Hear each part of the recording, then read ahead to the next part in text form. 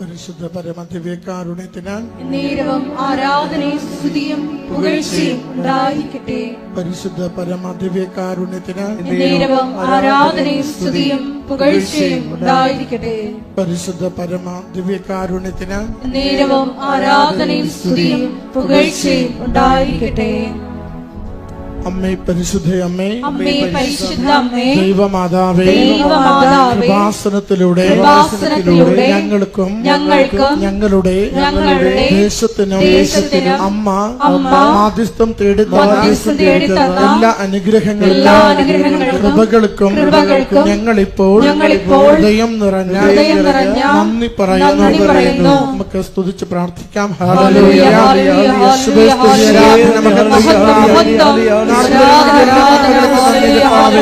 കുടുംബങ്ങളുടെ സംരക്ഷണത്തിന് സമാധാനത്തിന് നന്ദി കർത്താവേ. എല്ലാ നന്മകൾക്കും അങ്ങേക്ക് നന്ദി കർത്താവേ. ആരാധന പരിശുദ്ധ പരമദിവ്യകാരുണ്യത്തിന് ആരാധനയും സ്തുതിയും പുകഴ്ചയും ഉണ്ടായിരിക്കട്ടെ. പരിശുദ്ധ പരമദിവ്യകാരുണ്യത്തിന് നേരവും ആരാധനയും സ്തുതിയും പുകഴ്ചയും ഉണ്ടായിരിക്കട്ടെ. അമ്മേ പരിശുദ്ധ അമ്മേ, അമ്മേ പരിശുദ്ധ അമ്മേ, ദൈവമാതാവേ, 2004 ഡിസംബർ 7-ാം തീയതി ഉച്ചകഴിഞ്ഞ് 2:30 കൃപാസനത്തിൽ സംഭവിച്ച അമ്മയുടെ പ്രത്യക്ഷപ്പെടലിനെ കുറിച്ച് തിരുസഭയ്ക്ക് സമർപ്പിച്ചിരിക്കുന്ന പഠനരേഖകളുടെ വസ്തുനിഷ്ഠ ദൈവശാസ്ത്ര പ്രകാരമുള്ളതുമായ അന്വേഷണ പഠനങ്ങൾ നടത്തി ആ പ്രത്യക്ഷപ്പെടലിലൂടെ പ്രകടമായ ദൈവമാതാവിന്റെ പ്രത്യേക കരുതലും സംരക്ഷണവും വെളിപ്പെടുത്തുന്ന പീഡിതരുടെ ആശ്വാസവും പ്രവാചകന്മാരുടെ രാജ്ഞിയും വാഗ്ദാനത്തിന്റെ പേടകവും പ്രപഞ്ച പ്രകൃതിയുടെ മാതാവുമായ പരിശുദ്ധ അമ്മയുടെ ഭക്തി തിരുസഭയിൽ കൂടുതൽ പ്രചരിച്ച് ജീവിതത്തിന്റെ ദുരന്ത അവസ്ഥകളിൽ അകപ്പെട്ട് കഴിയുന്ന അനേകായിരം മക്കൾക്ക് ദൈവത്തിന്റെ സാന്നിധ്യവും കൂടുതൽ അനുഭവിക്കുക വഴി ആത്മീയ വിശുദ്ധിയും ദൈവശക്തിയും കൈവരിക്കുവാൻ ഞങ്ങളുടെ കുടുംബങ്ങളെ ഇടയാക്കണമേ. ഒരുമിച്ച് സ്തുതിച്ച് പ്രാർത്ഥിക്കാം. ഹല്ലേലൂയ. യേശുവേ സ്തുതി, ആരാധന, മഹത്വം കർത്താവേ. ഈശോയെ അവിടുത്തെ സന്നിധിയിലേക്ക് സമർപ്പിക്കുന്ന ഓരോ പ്രാർത്ഥനകളെയും കനിവാർന്ന് സ്വീകരിക്കണമേ കർത്താവേ. കുടുംബങ്ങൾക്ക് സമാധാനം നൽകണമേ, രോഗങ്ങൾക്ക് സൗഖ്യം നൽകണമേ, ജീവിത പ്രശ്നങ്ങൾക്ക് പരിഹാരം നൽകണമേ, പരീക്ഷകൾക്ക് വിജയം നൽകണമേ, വിദേശത്ത് പോകുവാൻ തടസ്സം മാറ്റി കൊടുക്കണമേ, സന്താന സൗഭാഗ്യം നൽകണമേ, വിവാഹം ഒരുക്കി നൽകണമേ. എല്ലാ ക്ലേശങ്ങളും മാറ്റി അവിടുത്തെ നാമത്തെ സ്തുതിച്ച് ജീവിക്കുവാൻ സഹായിക്കണമേ. ഹല്ലേലൂയ. യേശുവേ ആരാധന, ആരാധന, ആരാധന, ആരാധന മഹത്വം കർത്താവേ, സ്തുതി കർത്താവേ, ആരാധന, ആരാധന കർത്താവേ.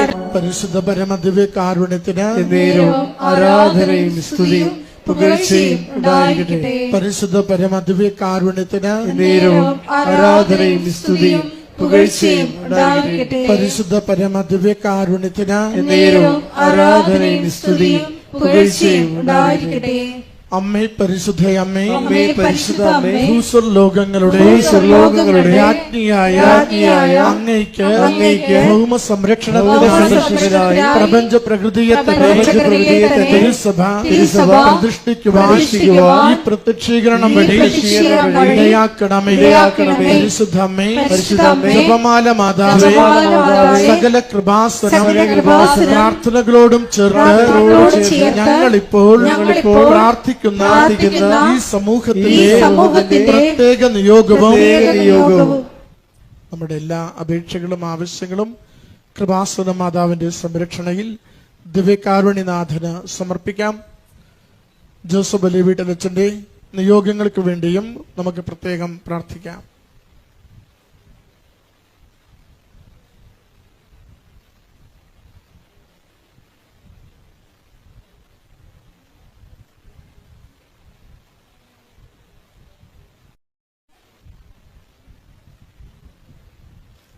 അമ്മയുടെ അമ്മയുടെ പ്രത്യക്ഷീകരണത്തിന്റെ ഈ പ്രത്യക്ഷീകരണത്തിന്റെ അനുഗ്രഹവേളയിൽ അനുഗ്രഹവേളയിൽ ഞങ്ങൾക്ക് ഞങ്ങൾക്ക് സാധിച്ചു സാധിച്ചു തരുവാൻ തരുവാൻ കനിയണമേ. കനിയണമേ. ആമേൻ. ആമേൻ. ഒരുമിച്ച് സ്തുതിച്ച് പ്രാർത്ഥിക്കാം. യേശുവേ, ഹല്ലേലൂയ, ഹല്ലേലൂയ, ഹല്ലേലൂയ, ഹല്ലേലൂയ. സ്തുതി, ആരാധന, മഹത്വം കർത്താവേ.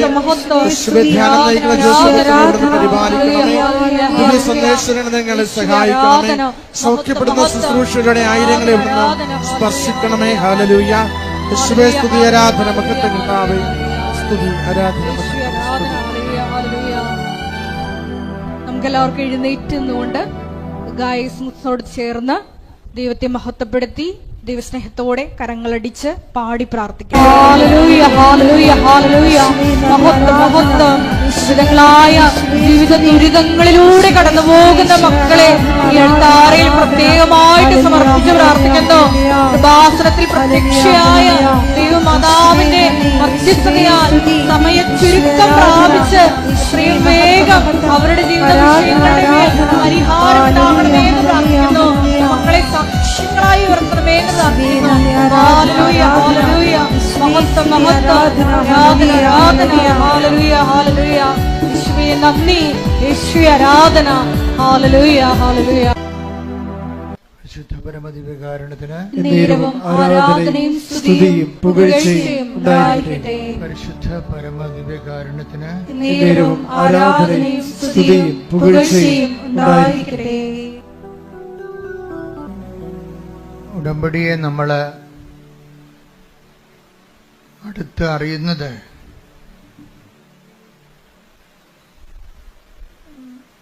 അതിൻ്റെ സാക്ഷ്യങ്ങളിലൂടെയാണ്.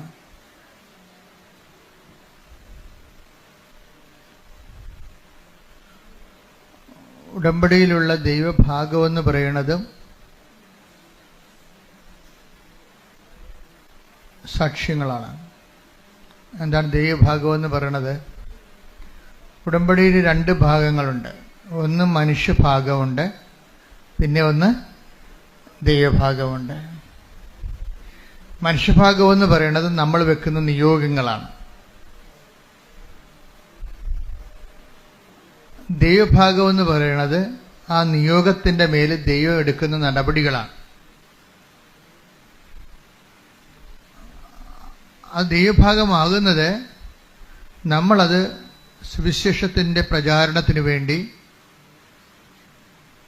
നമ്മളത് പൊതുജന സമക്ഷം ഏറ്റുപറയണം. ഏറ്റുപറയുമ്പോഴുണ്ടാകുന്നത് ഒന്ന്, നമ്മളത് ഓൺ ചെയ്യുന്നു എന്നുള്ളതാണ്. ഏറ്റുപറയുമ്പോൾ സംഭവിക്കുന്നത് നമ്മളതിൻ്റെ മുഴുവൻ ക്രെഡിറ്റ് ആൻഡ് ക്ലെയിം ദൈവതിരുസന്നിധിയിൽ ദൈവത്തിൽ നിന്നാണെന്ന് നമ്മൾ അക്സെപ്റ്റ് ചെയ്യുന്നു. അങ്ങനെ നമ്മൾ അംഗീകരിക്കുന്നതിൻ്റെ ഭാഗമായി ദൈവത്തെ അംഗീകരിക്കുക. ദൈവവിശ്വാസിയുടെ മുമ്പിലുണ്ടാകുന്ന ഏറ്റവും വലിയ ആദ്യമായുള്ള ദൈവശുശ്രൂഷ എന്ന് പറയുന്നത് ദൈവത്തെ അംഗീകരിക്കുകയാണ്. അപ്പം നമ്മളോർക്കും ദൈവത്തെ നമ്മൾ അംഗീകരിച്ചാലും ഇല്ലെങ്കിലും ദൈവം നിലനിൽക്കും. പക്ഷേ മറ്റുള്ളവരെ നിലനിൽക്കണമെങ്കിൽ നമ്മൾ അംഗീകരിക്കണം. നമുക്ക് കിട്ടിയ അനുഭവങ്ങൾ അതുകൊണ്ടാണ് ദൈവത്തെ അംഗീകരിക്കേണ്ടത്. പോരായും ചില ആൾക്കാർക്ക് പോരായ്മയാകും. അത് കുറച്ച് കിട്ടിയിരിക്കുന്ന അനുഗ്രഹങ്ങൾ സ്വന്തം കഴിവ് കൊണ്ടാണ് എന്ന് ചിന്തിക്കുന്നവർക്ക് അവിടെ ദൈവത്തെ അംഗീകരിക്കുന്നത് ഒരു കുറച്ചിലായിട്ട് വരും. ബൈബിൾ എപ്പോഴും കൈകാര്യം ചെയ്യുന്നൊരു വിഷയമാണ് ദൈവത്തെ അംഗീകരിക്കുന്നത് കൊണ്ടുള്ള പോരായ്മകൾ.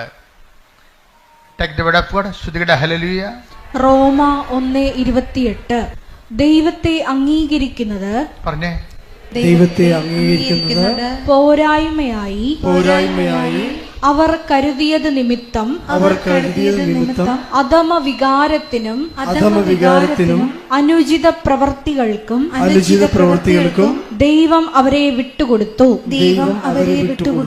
അപ്പൊ 2 കാര്യങ്ങളാണ്. ദൈവത്തെ നമ്മൾ അംഗീകരിച്ചില്ലെങ്കിൽ അത് നമ്മൾ വരുന്നൊരു അപകടം എന്ന് പറയണത് നമ്മൾ ദൈവത്തെ അംഗീകരിക്കുന്നില്ല എന്നുള്ളത് പലപ്പോഴും നമ്മൾ അറിയുന്നില്ല എന്നുള്ളതാണ്. അതുകൊണ്ടാണ് വചനം പറയണത് അറിയാവുന്ന വിചാരിക്കുന്നവൻ അറിയേണ്ടത് അറിയുന്നില്ല എന്ന് പറയും.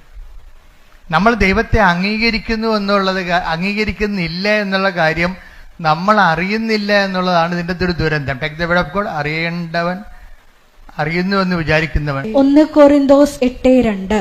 1 കൊരിന്തോസ് 8:2. അറിവുണ്ടെന്ന് ഭാവിക്കുന്നവൻ, പറഞ്ഞ് അറിവുണ്ടെന്ന് ഭാവിക്കുന്നവൻ അറിയേണ്ടത് അറിയുന്നില്ല. അപ്പൊ നമുക്ക് ഉണ്ടാകാവുന്ന ഒരു ദുരന്തം, ഒരു നിശബ്ദ ദുരന്തം, ഒരു സൈലന്റ് ട്രാജഡി എന്ന് പറഞ്ഞാൽ എന്താ? നമ്മൾ ദൈവത്തെ അംഗീകരിക്കുന്നില്ല എന്നുള്ളത് നമ്മൾ അറിയുന്നില്ല. നമ്മൾ ദൈവത്തെ അംഗീകരിക്കുന്നതില്ല എന്നുള്ളത്. അപ്പൊ നിങ്ങൾ ഓർക്കും, അംഗീകരിക്കാതെ നമ്മളിവിടെ വന്ന് ഇങ്ങനെ ധ്യാനം കൂടുവോ? ധ്യാനം കൂടാം, പക്ഷെ ദൈവത്തെ അംഗീകരിക്കാതിരിക്കാം. ധ്യാനം കൂടുന്നതും ദൈവത്തെ അംഗീകരിക്കുന്നതും രണ്ട് വിഷയമാണ്. നിങ്ങൾക്ക് എന്തെങ്കിലും ഒരു മേൽഗതി ഉണ്ടായാൽ നിങ്ങൾ സാക്ഷ്യം പറയാൻ താമസിക്കുന്നുവെങ്കിൽ അതിൻ്റെ അർത്ഥം അത് ഈ പ്രാർത്ഥിച്ചില്ലെങ്കിൽ നടക്കുമായിരുന്നല്ലോ എന്നുള്ള ചിന്തയാവാം.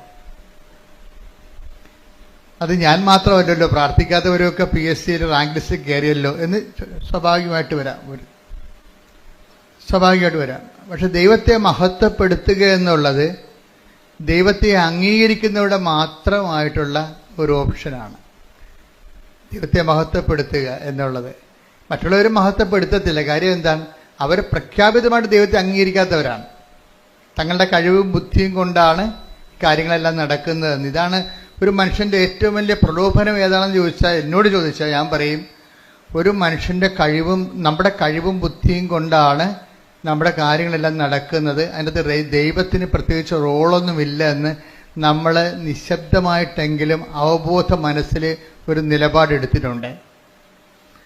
അതുകൊണ്ടാണ് അങ്ങനെയുള്ളവർക്ക് അനുഗ്രഹം കിട്ടുമ്പോൾ അവർ പറയത്തില്ല, ഇത് എനിക്ക് 5-6 മാസം മുമ്പ് കിട്ടിയ അനുഗ്രഹമാണ്, ഞാൻ ഇപ്പോഴാണ് സാക്ഷ്യം പറയാൻ ഒത്തതെന്ന് പറയുന്നത്. എന്തുകൊണ്ട് അങ്ങനെ പറയണത്?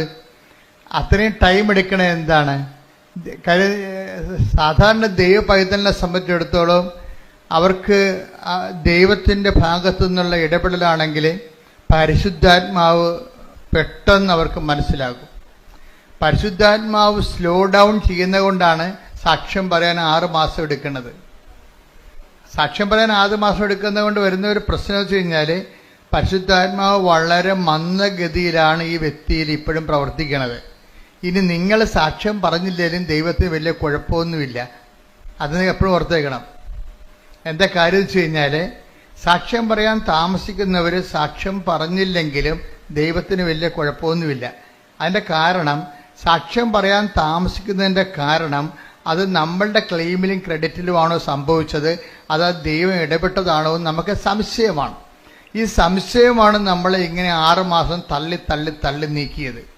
ഇങ്ങനെ പരിശുദ്ധാത്മാവ് ഉണ്ടായിരുന്നെങ്കിൽ നമ്മളോട് പെട്ടെന്ന് നമുക്ക് ക്ലാരിഫിക്കേഷൻ. പരിശുദ്ധാത്മാവിൻ്റെ പ്രത്യേകത വെച്ച് കഴിഞ്ഞാൽ പെട്ടെന്ന് ക്ലാരിഫൈഡ് ആവും. നിങ്ങൾക്കൊരു വിഷയത്തെക്കുറിച്ച്, ദൈവികമായ കാര്യങ്ങളെക്കുറിച്ച് പെട്ടെന്ന് വ്യക്തത കിട്ടുന്നില്ല, മന്ദഗതിയിലാണെന്നുണ്ടെങ്കിൽ അതിൻ്റെ അർത്ഥം പരിശുദ്ധാത്മാവ് നിങ്ങളിലുള്ള ആത്മാവ് മന്ദഗതിയിലാണെന്നും നിങ്ങൾ ലോകാത്മാവിനാൽ നയിക്കപ്പെടുന്നു എന്നുള്ളതാണ്. അതാണ് ഏറ്റവും വലിയ വിഷയം.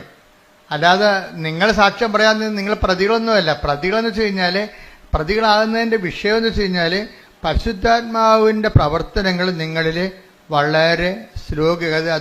അതിൻ്റെ കള്ളനും വെള്ളിയും നെല്ലും പതിരും തിരിക്കാൻ യു ടേക്ക് 6 months, 6 മാസം എടുത്തു ഇത് ദൈവത്തിൻ്റെതാണെന്ന് തിരിച്ചറിയാൻ. അത് ഭയങ്കരമായൊരു സ്പിരിച്വലായിട്ടുള്ള കലാമിറ്റിയാണ്. നമ്മുടെ അതായത് ആധ്യാത്മികമായിട്ട് വരുന്ന ഇതുപോലെയുള്ള ഒരു കലാമിറ്റി. എന്താ? ദുരന്തം എന്ന് വെച്ച് കഴിഞ്ഞാൽ, ദൈവികമായ പ്രവർത്തനങ്ങൾ അറിയാൻ, നമ്മൾ തന്നെ അറിയാൻ ടൈം എടുക്കുന്നത് അത് നിസ്സാര കാര്യമല്ല. ശരിക്കും ഞങ്ങളെപ്പോലെയുള്ളവർ പറഞ്ഞാൽ മാത്രമേ ചെറിയ ആൾക്കാർ സാക്ഷ്യം പറയത്തുള്ളൂ. പറഞ്ഞു ഓർപ്പിച്ച് കൊടുക്കണം.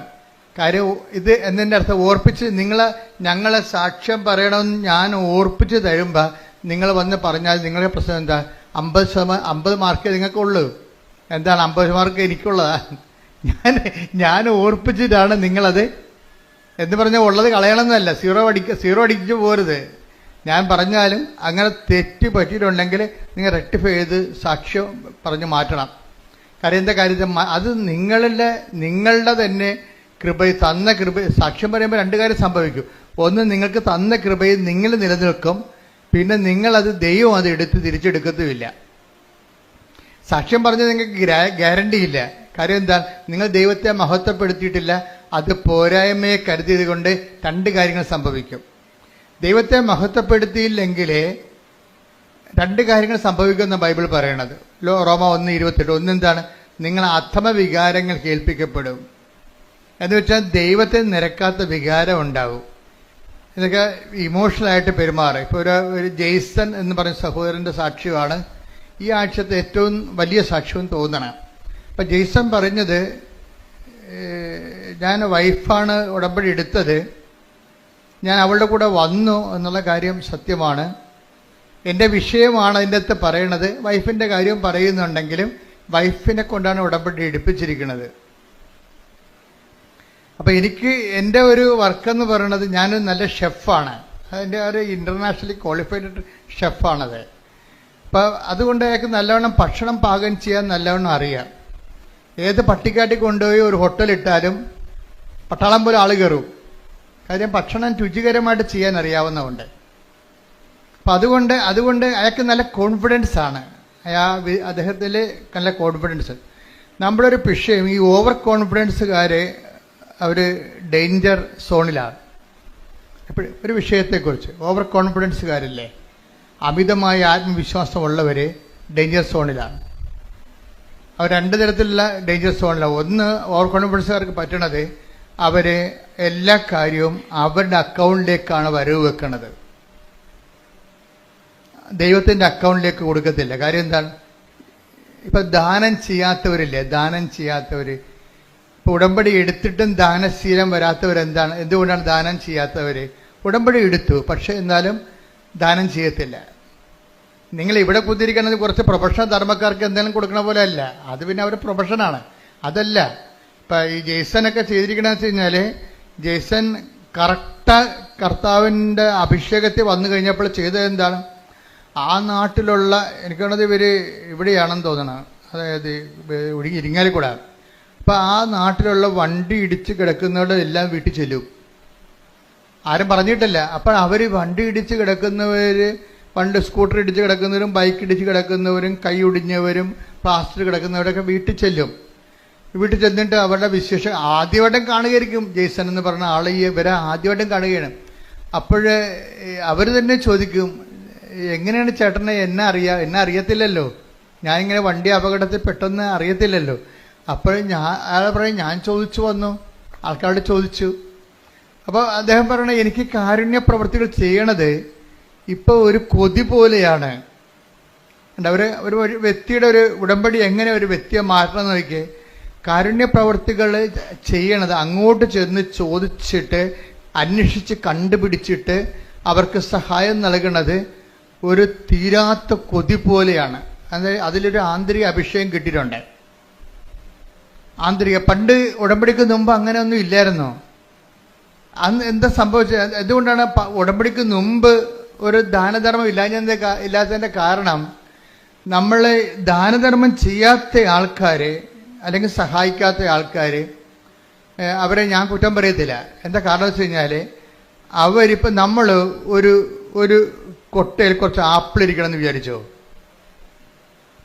അപ്പം ഒരു കൊട്ടയുണ്ട്, ഒരു 200 ആൾക്കാരും ഉണ്ട്. അവരെല്ലാം കൂടി ഇടിച്ച് ഇതിനകത്ത് കയറിയാൽ മാത്രമേ നമുക്ക് ആപ്പിൾ ഫ്രീ ആയിട്ട് കിട്ടുന്നതാണ്. പക്ഷേ നമുക്ക് നമ്മുടെ ഇന്ന് ചിലവാകണ എന്താണ്, ഇടിച്ച് ഞെക്കി അതിൻ്റെ അകത്ത് വേർത്തൊലിച്ച് നാട്ടുകാരുടെ മുട്ടുകൈ കൊണ്ടൊക്കെ ഇതിനകത്ത് കയറാൻ പറ്റത്തുള്ളൂ. കയറി ഒരു ആപ്പിൾ എടുത്തുകൊണ്ട് നമ്മൾ പുറത്തേക്ക് വരുമ്പോൾ, അല്ലെങ്കിൽ 2 ആപ്പിൾ എടുത്തുകൊണ്ട് പുറത്തേക്ക് വരുമ്പോൾ, ഒരുത്തൻ അവിടെ ഇടിക്കാൻ നിവൃത്തിയില്ലാത്തവനും മുട്ടാൻ നിവൃത്തിയില്ലാത്തവനും കൈ നീട്ടുമ്പോൾ പറയും, ഞാൻ ഇടിച്ചാൽ വാങ്ങിച്ചത്, നിങ്ങൾ ഇടിച്ചു വാങ്ങിച്ചോളാൻ പറയും. അതെന്താണ്, നമ്മളതിൻ്റെ അത് സ്പെൻഡ് ചെയ്താൽ കൊണ്ടാണ്. ഇതതിൻ്റെ അത് വരുന്ന ഒരു ടെക്നിക്ക് എന്ന് പറയുന്നത്. കാര്യം ആൾക്കാർ ദാനം ചെയ്യാത്തതിൻ്റെ കാരണം, ഞാൻ കുറേ കഷ്ടപ്പെട്ടാണ് ഈ നിലയിലെത്തിയത്, അങ്ങനെ ഓശാര നീ ഇരുന്നതിൻ്റെ ഇടയ്ക്ക് നിന്ന് പുഴുങ്ങി തിന്നണ്ട. ഇതാണ് നിലപാട്. ഉടമ്പടിയിൽ വരുമ്പോൾ ഈ എല്ലാവരുടെയും മനസ്സിലിരിക്കുന്ന ഒരു രഹസ്യ നിലപാടെന്ന് പറയുന്നത്, ദാനം ചെയ്യാത്തതിൻ്റെ കാരണം ഞാൻ കുറെ കഷ്ടപ്പെട്ടാണ് പഠിച്ചാണ് ഇവിടം വരെ എത്തിയത്, നീയും അതുപോലെ. അപ്പൊ ഒരു നീതിബോധം അതിൻ്റെ അകത്തുണ്ട്, ഒരു നീതിബോധമുണ്ട്. പക്ഷെ ഇത് ദൈവത്തിന്റെ നീതിയല്ല.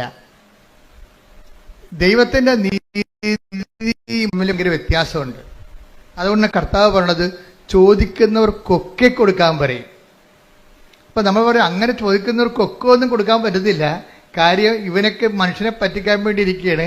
നമ്മൾ കൊടുത്താലേ നമ്മൾ കൊടുക്കണത് കൊണ്ട് വേറെ ആൾക്കാർ പോയി വെള്ളമടിക്കുകയുള്ളെന്ന് പറയും. അത് നമ്മളെ പിടിച്ചിരിക്കാൻ വേണ്ടി നമ്മൾ പറയണതാണ്. നമ്മൾ ധർമ്മക്കാർക്ക് ചില ആൾക്കാർ പൈസ കൊടുക്കത്തില്ല. എന്താ കൊടുക്കാന്ന് ചോദിക്കാൻ പറയാം, നമ്മ കൊണ്ട് അയ വെള്ളം അടിക്കുമെന്നും. അപ്പൊ ഈ ഒക്കെ CBI അന്വേഷണമാണ് ഞാൻ വിചാരിക്കുന്നത്. അപ്പൊ നമ്മൾ കൊടുക്കുന്ന കാശ് കൊണ്ട് അയാൾ വെള്ളം അടിക്കുന്നുണ്ടോ ഇല്ലയോ എന്നറിയാൻ വേണ്ടി. ഇതൊന്നുമല്ല, പുള്ളിക്ക് അത് കൊടുക്കാൻ കഴിയത്തില്ല. അതുകൊണ്ട് ഈശോ എന്താ പറയുക വെച്ചാൽ ചോദിക്കുന്നവർക്കൊക്കെ കൊടുക്കാൻ പറയാം. നോൻപ് കാലത്ത് നമ്മൾ ശ്രദ്ധിക്കണം. ടേക്ക് ദ ബെഡ് അപ്പ്, ശ്രദ്ധിക്കട്ടെ. ഹല്ലേലൂയ, യേശുവേ നന്ദി, ഹല്ലേലൂയ, ഹല്ലേലൂയ, ഹല്ലേലൂയ, ഹല്ലേലൂയ, ഹല്ലേലൂയ. യേശുവേ ആരാധന, ആരാധന, ആരാധന. മത്തായി 5:42. മത്തായി 5:42. ചോദിക്കുന്നവന് കൊടുക്കുക, ചോദിക്കുന്നവന് കൊടുക്കുക, വായ്പ വാങ്ങാൻ ഇച്ഛിക്കുന്നവനിൽ നിന്ന് ഒഴിഞ്ഞു മാറരുത്. പക്ഷെ എന്താ പ്രോബ്ലം വെച്ച് കഴിഞ്ഞാൽ ഇത് നമുക്ക് തോന്നുന്നു ഇത് ശരിയല്ലല്ലോ ഈ പറയണത്. ചോദിക്കുന്നതിനൊക്കെ കൊടുക്കാൻ പറ്റുമോ? വായ്പ വാങ്ങാൻ വരെ പറയുന്നവർക്ക് ഒഴിഞ്ഞു മാറിയത് നമ്മൾക്ക് പിന്നെ അവസാനം നമ്മൾ തന്നെ അടക്കേണ്ടി വരികയില്ലേ? ഇതൊക്കെ ശരിയാ, മാനുഷ്യമായി പറഞ്ഞ ഇതെല്ലാം ശരിയാ. സുവിശേഷം മാനുഷ്യമായ നിലപാടിന് എതിരാണ്. എന്താ കാര്യം? സുവിശേഷ നീതി എന്ന് പറയുന്നത് മാനുഷിക നീതി, ലോകരാജ്യത്തിന്റെ നീതിയല്ല. ഇതൊരു ഭരണഘടനയിൽ ഇങ്ങനെ നമുക്ക് പറയുന്നത് കുഴപ്പമില്ല, കോടതിയിലൊക്കെ ഇത് വിലപ്പോവും. പക്ഷേ ദൈവത്തിന്റെ മുമ്പിൽ വിലപ്പോകത്തില്ല. കാര്യം എന്താണ്? ദൈവത്തിന്റെ മുമ്പിൽ വിലപ്പോകുന്നത് ദൈവരാജ്യത്തിന്റെ നീതിയാണ്. കർത്താവ് സംസാരിക്കുന്നത് ദൈവരാജ്യത്തിന്റെ നീതിയുടെ ലെവലിലാണ് സംസാരിക്കുന്നത്. അതുകൊണ്ടാണ് സുവിശേഷം ചിലർക്ക് മനസ്സിലാകാത്തതിന്റെ കാരണം. ദൈവരാജ്യ നീതി, അതാണ് ദൈവരാജ്യം ഭക്ഷണവും പാനീയവും അല്ലെന്ന് പറഞ്ഞിട്ട് എന്താ പറയണത്? നീതിയും സമാധാനം. അത് ദൈവരാജ്യത്തെ എവിടെപ്പോൾ ശ്രുതികട. ഹല്ലേലൂയ, ഹല്ലേലൂയ, ഹല്ലേലൂയ, ഹല്ലേലൂയ, ഹല്ലേലൂയ. യേശുവേ നന്ദി, യേശുവേ സ്തുതി. ഹല്ലേലൂയ, ഹല്ലേലൂയ, ഹല്ലേലൂയ, ഹല്ലേലൂയ. റോമ 14:17. റോമ 14:17. ദൈവരാജ്യം എന്നാൽ ദൈവരാജ്യം എന്നാൽ ഭക്ഷണവും പാനീയവുമല്ല, പ്രത്യുത നീതിയും സമാധാനവും പരിശുദ്ധാത്മാവിലുള്ള സന്തോഷവുമാണ്. അപ്പൊ ഈ നീതിക്ക് സന്തോഷം നമ്മുടെ ജഡിക സന്തോഷമല്ല, മറിച്ച് എന്താണ്? ഇപ്പൊ നമുക്ക് ഒരാൾ ഒരു സംഭവം, നമുക്കൊരു ഉടുപ്പ്, 2 ഉടുപ്പുള്ളവന് ഒന്ന് കൊടുത്തില്ലാത്തവന് കൊടുത്തു കഴിയുമ്പോൾ നമുക്കൊരു സന്തോഷം ഉണ്ടാവും. 2 സന്തോഷം ഉണ്ടാവും. ഒന്ന് നമ്മുടെ അലമാരി സാധനം പോയി കിട്ടിയില്ല എന്ന സന്തോഷമുണ്ട്. കുറെ സാധനം ഇരിക്കുമ്പോഴേ നമ്മൾ അലമാരി തുറക്കുമ്പോഴേ ഉടുപ്പിനൊക്കെല്ലാം നമ്മളോട് ബഹുമാനമാണല്ല, നമ്മുടെ കാൽച്ചോട്ടി വന്ന് വീഴുമല്ല അത്. അപ്പൊ വീട്ടുകാർ വിഷം ഉണ്ടാക്കി, ഇത് ആർക്കും കൊടുക്കാൻ പാടില്ലേ എന്നിട്ട് അപ്പൊ നമ്മൾ പറയും ഇത് കണ്ടുമുട്ടേണ്ട ആൾക്കാരെ. ഇപ്പൊ എല്ലാവർക്കും ആവശ്യത്തിന് ഡ്രസ്സാണെന്ന് നമ്മൾ പറയും. എന്നാലും കുറച്ച് കഴിയുമ്പോൾ അലമാരി തിങ്ങുമ്പോൾ പറയും ഒരലമാരി മേടിക്കാം. അലമാരി മേടിക്കുമ്പോൾ കാശ് 30,000-40,000 രൂപയാവും. അതിനേക്കാൾ ഉള്ളത് കൊടുത്തു കഴിഞ്ഞാൽ സ്ഥലം ഉണ്ടാക്കിയാൽ മതിയല്ല. ആ ഒരു സന്തോഷം ഉണ്ടാകും കൊടുക്കുമ്പോൾ. അലമാരി കാലിയാകുവാനുള്ള സന്തോഷം, അത് ജഡിക സന്തോഷമാണ്, ദൈവരാജ്യത്തിന്റെ അല്ല. പറഞ്ഞ മനസ്സിലായില്ലേ? ദാനം ചെയ്യുമ്പോൾ നമുക്കുണ്ടാകുന്ന സന്തോഷം, ആ സന്തോഷം ജഡിക സന്തോഷം എന്ന് പറയും. അതെന്താണ്? ലോക അരൂപിയ നയിക്കപ്പെടുന്നതുകൊണ്ട് നമുക്ക് കുറച്ച് സ്ഥലം കിട്ടിയല്ല, അതിന് പുതിയ സാധനം വാങ്ങിക്കാമെന്ന് ഓർക്കുമ്പോൾ നമുക്ക് സന്തോഷമുണ്ട്. അതിൽ ആ ദാനത്തിലുണ്ടാകുന്ന സന്തോഷമാണ്. പക്ഷെ അത് പരിശുദ്ധാത്മാവിലുള്ള സന്തോഷമല്ല. നിങ്ങളീ പറഞ്ഞ പല കാര്യങ്ങളും നമുക്ക് അനുഭവിക്കുന്ന പല വിഷയങ്ങളും ദൈവവുമായിട്ട് ബന്ധമില്ലാത്തതാണ്. പക്ഷെ ദൈവത്തിൻ്റെ അക്കൗണ്ടിലാണ് നമ്മളിതൊക്കെ അനുഭവിക്കുന്നത്. പക്ഷെ സംഭവം ജഡിക സന്തോഷമാണ്. വളരെ സൂക്ഷ്മതയോടെ കൈകാര്യം ചെയ്യേണ്ട വിഷയമാണ് ദൈവരാജ്യം. അപ്പൊ ദൈവരാജ്യം എന്ന് പറയുമ്പോൾ ഈ നീതി, അതായത് നീതി എന്ന് പറയുന്നത് ദൈവത്തിൻ്റെ ഒരു നീതിയുണ്ട്. അത് ദൈവത്തിൻ്റെ നീതി മെരിട്ട് നോക്കാതെ ചെയ്യണ നീതിയാണ്. സ്നേഹത്തിൽ നിന്ന് വരുന്ന നീതിയാണത്. ഇപ്പൊ ഈശോ ക്രൂശിക്കപ്പെട്ടു, ആ നീതി എന്താണ്? അവൻ നമ്മളെ നീതീകരിച്ചതിൻ്റെ ഒരു നീതിയാണ്. എന്തെന്ത്? അപ്പൊ നമ്മളുടെ ക്വാളിറ്റി നോക്കിയിട്ടാണ് ദൈവം നമ്മളെ എല്ലാ ദുഷ്ടന്മാർക്കും ശിഷ്ടന്മാർക്കും വേണ്ടി ദൈവം പാപത്തിന് പരിഹാരം ചെയ്തിട്ടുണ്ട്. എന്താണ് എക്സ്പെൻഡിച്ചർ ചെയ്തത്? ഈശോ ചെലവ് ചെയ്തത്, തൻ്റെ ജീവിതം ചെലവ് ചെയ്തത്. ചെലവ് ചെയ്തപ്പോഴുണ്ടാകുന്നൊരു നീതി എന്താണ്? നമ്മളുടെ മെരിറ്റ് നോക്കിയിട്ടല്ല ചെയ്തിരിക്കുന്നത്. ഇതുപോലെയാണ് മറ്റുള്ളവരുടെ മെരിറ്റ് നോക്കാതെ നമ്മൾ അവർക്ക് വേണ്ടി ചെലവ് ചെയ്യുമ്പോൾ നമുക്ക് പരാതികളോ പരിഭവങ്ങളോ ഇല്ല. എന്താ ഞാനിങ്ങനെ പറഞ്ഞത്, ഈ ജെയ്സൺ എന്ന് പറയുന്ന കക്ഷി അവസാനം പറഞ്ഞു നിർത്തുന്നത് കുറേ കാര്യങ്ങൾ. ജെയ്സന്റെ സാക്ഷ്യം എന്ന് പറയുന്നത് ഒരു സുവിശേഷമാണ്. ചില അവസാനം ഇദ്ദേഹം പറയണത്, ഇപ്പോഴേ ഞാൻ വല്ലാത്ത ഒരു ആത്മസംതൃപ്തി ഞാൻ അനുഭവിക്കുന്നുണ്ട്, ഞാൻ ദൈവത്തിൽ ആനന്ദിക്കുന്നുണ്ട്, ഞാൻ പറയണതെല്ലാം ആത്മീയ കാര്യങ്ങളാണ്, പക്ഷെ നിങ്ങൾ അത് ലോകത്തിൻ്റെ രീതി മനസ്സിലാക്കുന്നത് കൊണ്ട് എൻ്റെ സന്തോഷം നിങ്ങൾക്ക് ട്രാൻസ്ഫർ ചെയ്യാൻ പറ്റത്തില്ലെന്ന്. എന്ത് രസമാണ് ആ സാക്ഷ്യങ്ങൾ. അതായത് ഞാൻ അനുഭവിക്കുന്നൊരു ആത്മീയ സന്തോഷമാണ്. ഇങ്ങനെ ആൾക്കാരെ കണ്ട് തിരക്കി പിടിച്ചൊക്കെ ഞാൻ ചെല്ലുമ്പോൾ എന്നിട്ട് ജെയ്സൺ പറയും, ഇപ്പോഴേ എനിക്ക് തോന്നണത്, അദ്ദേഹത്തിൻ്റെ സ്വന്തം ഇൻട്രോസ്പെക്ഷൻസ് ഒത്തിരി ഉണ്ട് അതിൻ്റെ അകത്ത്, ഇപ്പോൾ തോന്നുന്നത് ഞാൻ എത്തേണ്ടിടത്ത് എത്തിയെന്ന് എനിക്ക് തോന്നണമെന്ന്. എന്തോ ഒരു കണ്ടന്റഡ് ആയിട്ടുള്ള, ഹീസ് സോ കണ്ടന്റഡ്. അതായത് ഒരു ഉടമ്പടി ജീവിതം ഒരു മനുഷ്യൻ നിന്ന്, എനിക്ക് പറഞ്ഞാൽ ആദ്യമായിട്ടാണ് ഉടമ്പടി ആയിട്ട് ഇങ്ങനെ ഒരു സംഭവം, ഒരു ഇൻട്രോസ്പെക്റ്റീവായിട്ടുള്ള ഒരു അസസ്മെന്റ് വരണത്. അദ്ദേഹം പറയണത്, എനിക്ക് തോന്നണത് അദ്ദേഹത്തിൻ്റെ ജീവിത രീതി തന്നെ മാറി.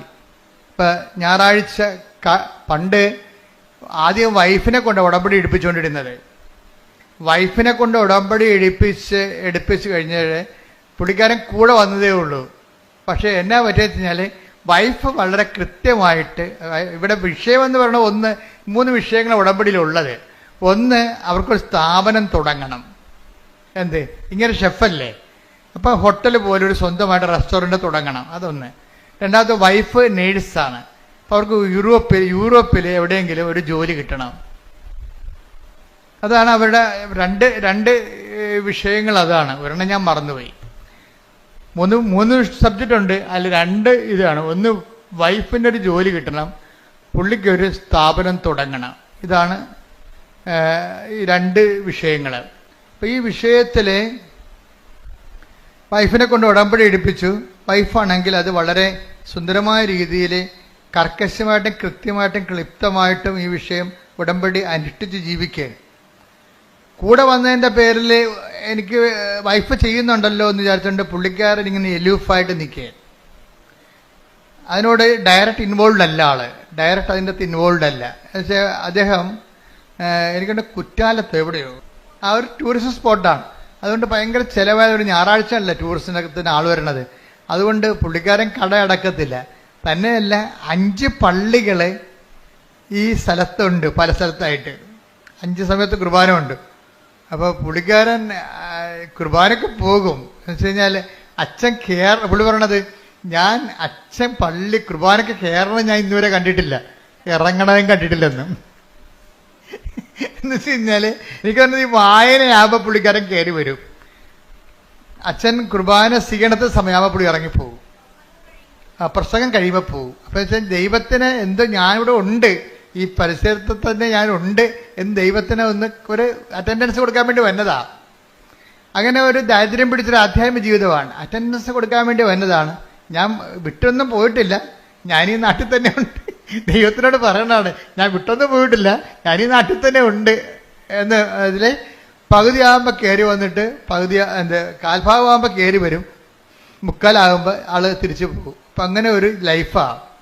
അപ്പം അങ്ങനെ ഒരു ലൈഫായപ്പോൾ എന്നാ പറ്റുക വെച്ച് കഴിഞ്ഞാൽ പെട്ടെന്ന് ഇവരുടെ ഉടമ്പടിക്ക് ആശ്രയം കാണാതെ പോയി. അത് പക്ഷേ വല്ലാത്ത ഒരു കാണാതെ പോക്കലായിപ്പോയി. കാര്യം ഉടമ്പടിക്ക് ആശ്രയം പണ്ട് ജെയ്സന്റെ വൈഫിനാണ് ഉടമ്പടി എടുത്തിരിക്കുന്നത്.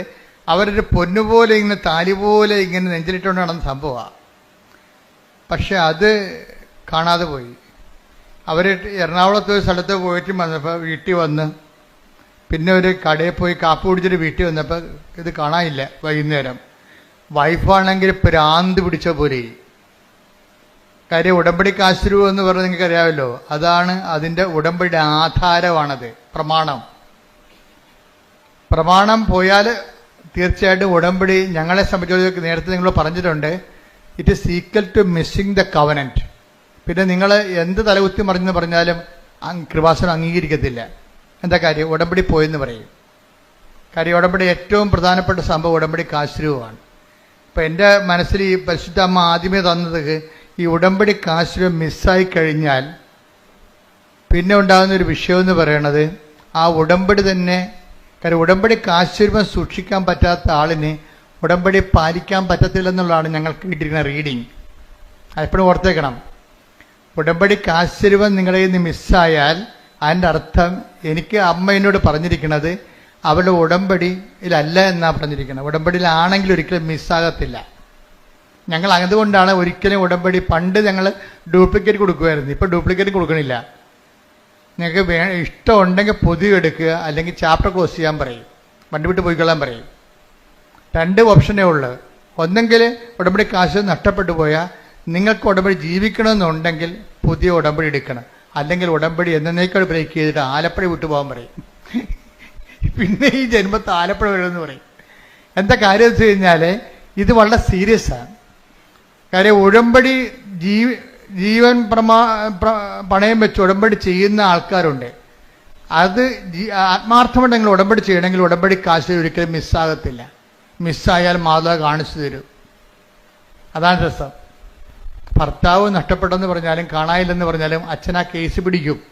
എന്താ കാര്യത്തിൽ എൻ്റെ മനസ്സിൽ പറഞ്ഞ അമ്മയ്ക്കറിയാമല്ലോ, അമ്മയല്ലേ ഏറ്റവും വലിയ സാറ്റലൈറ്റ് ക്യാമറ. അപ്പോൾ ഈ ആളെവിടെ ഉണ്ടെന്ന് അമ്മയ്ക്കറിയാമല്ലോ. അപ്പോൾ ഞാൻ പറയും, ഫസ്റ്റ് ടൈം നിങ്ങൾ മെസ്സേജ് നിങ്ങളെ ഉടമ്പടി പോകും, ഇന്നലെ സെക്കൻഡ് ടൈമിൽ വരുമ്പോൾ നമുക്ക് മെസ്സേജ് എടുക്കാം, ആളെവിടെ ഉണ്ടെന്ന് പറയാം എന്നൊക്കെ പറയും.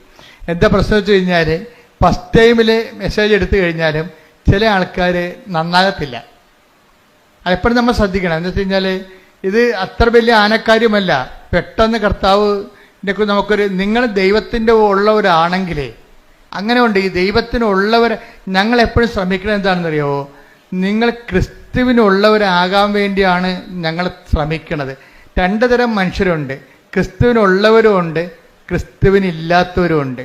ഈ ഉള്ളവരോടാണ് പെട്ടെന്ന് ഈ ഉടമ്പടിയുടെ ഗുണം അറ്റാക്ക് വേടപ്പോൾ നിങ്ങൾ ക്രിസ്തുവിനുള്ളവരാണെങ്കിൽ. ശ്രുതികട ഹല്ലേലൂയ ഹല്ലേലൂയ ഹല്ലേലൂയ ഹല്ലേലൂയ. യേശുവേ നന്ദി, യേശുവേ സ്തുതി. ഹല്ലേലൂയ ഹല്ലേലൂയ ഹല്ലേലൂയ ഹല്ലേലൂയ ഹല്ലേലൂയ. യേശുവേ ആരാധന ആരാധന ആരാധന ആരാധന. മർക്കോസ് 9:41. മർക്കോസ് 9:41. നിങ്ങൾ ക്രിസ്തുവിനുള്ളവരാകയാൽ, നിങ്ങൾ ക്രിസ്തുവിനുള്ളവരാകയാൽ അവന്റെ നാമത്തിൽ ആരെങ്കിലും നിങ്ങൾക്ക് ഒരു പാത്രം വെള്ളം കുടിക്കാൻ തന്നാൽ അവന് പ്രതിഫലം ലഭിക്കാതിരിക്കുകയില്ല എന്ന് ഞാൻ നിങ്ങളോട് പറയുന്നു. അതായത് ഞങ്ങൾ എപ്പോഴും എനിക്കിതിന്റെ ഗുഡൻസ് ഏറെക്കുറെ അറിയാവുന്നതുകൊണ്ട് ഞാൻ എപ്പോഴും ഉടമ്പടി ഭയങ്കര കാർക്കശ്യം കാണിക്കും. ഇവിടെയൊക്കെ ഭയങ്കര ബഹളമായിരിക്കും. ചില സമയത്ത് കുമ്പസാരമില്ല, കുർബാനയില്ല, എന്നിട്ട് കാര്യം കാണാൻ വേണ്ടി മാത്രം വയറ്റിപ്പഴപ്പിന് വേണ്ടി ദൈവത്തിനെ ദുർവിനിയോഗിക്കാൻ വരും. അതൊക്കെ ഭയങ്കര പടയിരിക്കും. പട കഴിഞ്ഞിട്ട് ഞാൻ പോകും. ഞാൻ പിന്നെ അടുത്ത കാര്യം, ഈ അടുത്ത ആളിനെ അത് ബാധിക്കരുതില്ല. അതുകൊണ്ട് ഞാൻ ഇന്ന് പോയി വരുന്ന പ്രാർത്ഥിച്ചിട്ട് തിരിച്ചു വരും. കാര്യം ഈ സാധനത്തോട് നമുക്കൊന്നും നടക്കത്തില്ല. കാര്യം അവർ ദൈവത്തെ ദുർവിനിയോഗിക്കാൻ വേണ്ടി ഭൗതികമായ ആനുകൂല്യങ്ങൾക്ക് വേണ്ടി മാത്രം തന്നെയാണ്. അവർക്ക് ദൈവത്തെ വേണ്ട, ദൈവത്തിൻ്റെ ആനുകൂല്യങ്ങൾ മാത്രം മതി. അപ്പം അങ്ങനെ ഒരു വർഗമുണ്ട്. ദൈവത്തെ അവർക്ക് വേണ്ട, പിന്നെന്ത് വേണം? ദൈവത്തിൻ്റെ ആനുകൂല്യം വേണം. അതാണ് വിഷയം. അവന് ഒരിക്കൽ ക്രിസ്തീയ വിശ്വാസം ഉപേക്ഷിച്ചവരൊന്നും ഞാൻ മോണിറ്റർ ചെയ്യത്തില്ല. കാര്യം ക്രിസ്തീയ വിശ്വാസം, കർത്താവ് വിശുദ്ധമായ രക്തത്താൽ അവൻ്റെ രക്തം കൊടുത്ത് വീണ്ടെടുത്തിട്ട് ദൈവം സൗജന്യ ദാനമായിട്ട് നൽകിയതാണത്. ആരെങ്കിലും കണ്ണി കാണുന്നതിനെ കണ്ടപ്പോൾ തന്നെ ഈ വിശ്വാസം നഷ്ടപ്പെടുത്തിക്കൊണ്ട് അവൻ്റെ പുറകെ പോയിട്ട് നാളെ ഇവിടെ വന്ന് സാക്ഷ്യം പറയാൻ പറഞ്ഞാൽ ഐ വിൽ നോട്ട് അലവ്. എന്താ അലവ്? അക്രൈസ്തവർ വരുമ്പോൾ ഞാൻ അക്സെപ്റ്റ് ചെയ്യും. പക്ഷെ വിശ്വാസം കിട്ടിയവൻ ഒരിക്കൽ ആ വിശ്വാസം ഏതെങ്കിലും മാംസളമായ കാര്യം, കുറച്ച് കൊള്ളാവുന്നൊരു മാംസത്തെ കണ്ടപ്പോൾ, കുറച്ച് കൊള്ളാവുന്ന ജോലിയുള്ളവനെ കണ്ടപ്പോൾ ക്രിസ്തീയ വിശ്വാസം നഷ്ടപ്പെടുത്തിയിട്ടുള്ള ആൾക്കാരുണ്ട്. അവരെ സംബന്ധിച്ചിടത്തോളം ആൾക്കാരെ സമ്മതിക്കത്തില്ല. എന്താ കാര്യം? അവർക്ക് അനുതാപം ഉണ്ടാകണം. വേറെ ഒരു വഴി അവിടെ മുമ്പിലില്ല. അവർക്ക് ഈ വിഷയത്തെക്കുറിച്ച് തങ്ങൾ ആത്മാവിനും അവിടെ രക്തത്തിൽ പെടുന്ന കുഞ്ഞുങ്ങളെ വിശ്വാസം വളർത്താൻ അവർക്ക് കഴിഞ്ഞിട്ടില്ല. അതിനുള്ള സാഹചര്യം ഒരുക്കാരൊക്കെ പറ്റിയിട്ടില്ല. അതുകൊണ്ട് തന്നെ അവർക്ക് ആധ്യാത്മികമായ ബാധ്യതയുണ്ട്. എന്ന് വെച്ചാൽ അവർ രക്ഷപ്പെടത്തില്ലെന്നും ഞാൻ പറയത്തില്ല. പക്ഷെ അവർക്ക് എന്ത് ചെയ്യണം? അവർക്ക് ഈ വിഷയത്തെക്കുറിച്ച് അനുതാപം ഉണ്ടാകണം. കാര്യം ഞാൻ ഒരിക്കൽ പ്രകാശം ലഭിച്ച ആളാണ് ഞാൻ ഒരിക്കൽ പ്രകാശം ലഭിച്ച ഒരാളാണ് ഞാൻ. ആ പ്രകാശത്തെ ഞാൻ നഷ്ടപ്പെടുത്തി. എന്താണ്? ഒരു ലൈൻ അടിച്ച് ലവ് അടിച്ച് അവരെ കണ്ടപ്പോൾ കർത്താവിനെ അവൻ മറന്നു. അപ്പൊ നിങ്ങൾ പറയും, ഞാൻ കർത്താവിനൊന്നും മറന്നിട്ടില്ല, ഞാൻ ഇപ്പോഴും പ്രാർത്ഥിക്കുന്നുണ്ട്. നിങ്ങളറിയാമല്ലോ, നിങ്ങൾക്ക് നിങ്ങളുടെ രക്തത്തിൽ പെടുന്ന കുഞ്ഞിനെ, വിവാഹത്തിലുണ്ടാകുന്ന കുഞ്ഞുങ്ങളെ പുണ്യപൂർണ്ണം വളർത്താൻ വേണ്ടിയാണ് വിവാഹം സഭയിൽ സ്ഥാപിച്ചിരിക്കുന്നത്. നിങ്ങളുടെ കുഞ്ഞുങ്ങളെ വിശ്വാസത്തെ വളർത്താൻ പറ്റാത്തൊരു സാഹചര്യമാണ് മുന്നിൽ കണ്ടതെന്നുണ്ടെങ്കിൽ നിങ്ങൾക്ക് ഒരു തീരുമാനം എടുക്കണം. ഒന്നുകിൽ നിത്യത അല്ലെങ്കിൽ അനുദിന ജീവിതം. നിങ്ങൾ അനുദിന ജീവിതത്തിന് നിത്യതയ്ക്കുള്ള പ്രാധാന്യം കൊടുത്തിട്ടുണ്ടെങ്കിൽ പിന്നെ യേശുക്രിസ്തു മുമ്പിൽ വരാൻ നിങ്ങൾക്ക് എന്താണ് കാരുണ്യം? പിന്നെ വയറ്റിപ്പഴപ്പിനോ? അത് നിങ്ങൾ വാങ്ങിച്ചോണ്ട് പോയിക്കോളൂ. അതുകൊണ്ട് ഐ വിൽ നോട്ട് അലൗ. അത് എപ്പോഴും ശ്രദ്ധിക്കണം. നിങ്ങൾക്ക് ജീവിതകാലം മുഴുവൻ ഈ വിഷയത്തെക്കുറിച്ച് കർത്താവ് നൽകിയ ചൈതന്യം, കർത്താവ് നൽകിയിട്ടുള്ള വിശ്വാസം പാരമ്പര്യമായിട്ട് കിട്ടിയാലും ദൈവത്തിന്റെ അനന്തമായ കാരുണ്യം കൊണ്ടല്ല കിട്ടിയത്. അപ്പൊ കുറച്ചുകൂടി അതിനോട് നമ്മൾ കഷ്ടപ്പെട്ടിട്ടല്ല, നമുക്ക് സൗജന്യമായിട്ട് ദൈവം ദാനം തന്നിട്ടുണ്ടെങ്കിൽ, ക്രൈസ്തവ മാതാപിതാക്കന്മാരെന്ന നിലയിൽ അവളിൽ നിന്ന് നമ്മൾ ജനിച്ചത് കൊണ്ടാണ് നമുക്ക് വിശ്വാസം കിട്ടിയിട്ടുണ്ടെങ്കിൽ ആ വിശ്വാസത്തിന് നമ്മൾ കഷ്ടപ്പെട്ട് നേടിച്ച വിശ്വാസത്തെക്കാൾ വിലയുള്ളതാണ്. എന്താ കാരണം? ദൈവം നമുക്ക് സൗജന്യ ദാനമായി തന്നിട്ടുണ്ടെങ്കിൽ ആ സൗജന്യ ദാനത്തിന് ദൈവത്തിന്റെ 100% ദൈവത്തിന്റെ കൃപയാണ്. എന്റെ വിശ്വാസം ഒന്ന് മനസ്സിലാക്കിയാൽ ആ വിശ്വാസത്തിന് മാനിച്ചുകൊണ്ട് ജീവിക്കാൻ ഞാൻ ബാധ്യതയുള്ളവനാണ്. അഥവാ എനിക്കത് ബാധ്യതയില്ല എങ്കിൽ, ഞാൻ ഇട്ടെറിഞ്ഞ് പോയിട്ടുണ്ടെങ്കിൽ, നിങ്ങൾ എറിഞ്ഞു കളഞ്ഞിരിക്കണം നിങ്ങളുടെ നിത്യതയും നിങ്ങളുടെ ആത്മാവിനുമാണെന്നുള്ള ബോധ്യം ഉണ്ടാകണം. അതേക്കുറിച്ച് നിങ്ങൾ അനുതപിക്കണം. ശ്രദ്ധിക്കട്ടെ. ഹല്ലേലൂയ, ഹല്ലേലൂയ, ഹല്ലേലൂയ, ഹല്ലേലൂയ, ഹല്ലേലൂയ, ഹല്ലേലൂയ,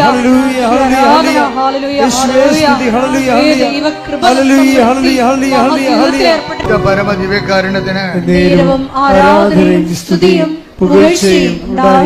അങ്ങനെയുള്ള ചുറ്റുപാട് ജീവിക്കുന്നവർക്ക് സാക്ഷ്യം, അങ്ങനെയുള്ള ചുറ്റുപാട് ജീവിക്കുന്നവർക്ക് ഉടമ്പടി എടുക്കാം. കാര്യം ഉടമ്പടിയിൽ അനുതാപത്തിന്റെ കണ്ടന്റ് ഉണ്ട്. അതുകൊണ്ടാണ് അങ്ങനെയുള്ള ചുറ്റുപാട് ജീവിക്കുന്നവർക്ക് ഉടമ്പടി എടുക്കാൻ ഞാൻ അനുവദിച്ചിട്ടുണ്ട്. എന്താ കാര്യം? ഉടമ്പടിയിൽ അനുതാപത്തിന്റെ കണ്ടന്റ് ഉള്ളതാണ്. അപ്പൊ അനുതാപത്തിലേക്ക് വരാൻ ദൈവത്തോട് ചെയ്തിരിക്കുന്ന ഒരു സാഹചര്യത്തിൽ, പ്രത്യേക സാഹചര്യത്തിൽ സമ്മതത്തിന് വിധേയമായിട്ട് നിന്റെ അജ്ഞതയുടെ കാലഘട്ടത്തെ ദൈവത്തെക്കുറിച്ച് അറിയാമായിരുന്നിട്ടും അറിയാമെന്ന സാഹചര്യം ഉണ്ടായിട്ടും ചില ആൾക്കാർക്ക് അറിയേണ്ടത് അറിയുന്നില്ല എന്ന് അറിഞ്ഞിരിക്കുന്നവനെന്ന് പറയുന്നവൻ അറിയേണ്ടത് അറിഞ്ഞിട്ടില്ല. നമ്മൾ നേരത്തെ വായിച്ചതുപോലെ അജ്ഞതയുടെ ഒരു കാലഘട്ടം ഉണ്ടാകും. പക്ഷെ അജ്ഞതയുടെ കാലഘട്ടത്തെ ദൈവം കണക്കിലെടുക്കാതിരിക്കണമെന്നുണ്ടെങ്കിൽ നമുക്ക് അതിന് ആനുപാതികമായിട്ട് അനുതാപം ഉണ്ടാകണം. അജ്ഞതയുടെ കാലഘട്ടം. അപ്പോസ്തല പ്രവർത്തനങ്ങൾ 17:30. അപ്പോസ്തല പ്രവർത്തനം 17:30. അജ്ഞതയുടെ കാലഘട്ടങ്ങളെ അജ്ഞതയുടെ കാലഘട്ടങ്ങളെ ദൈവം കണക്കിലെടുത്തില്ല.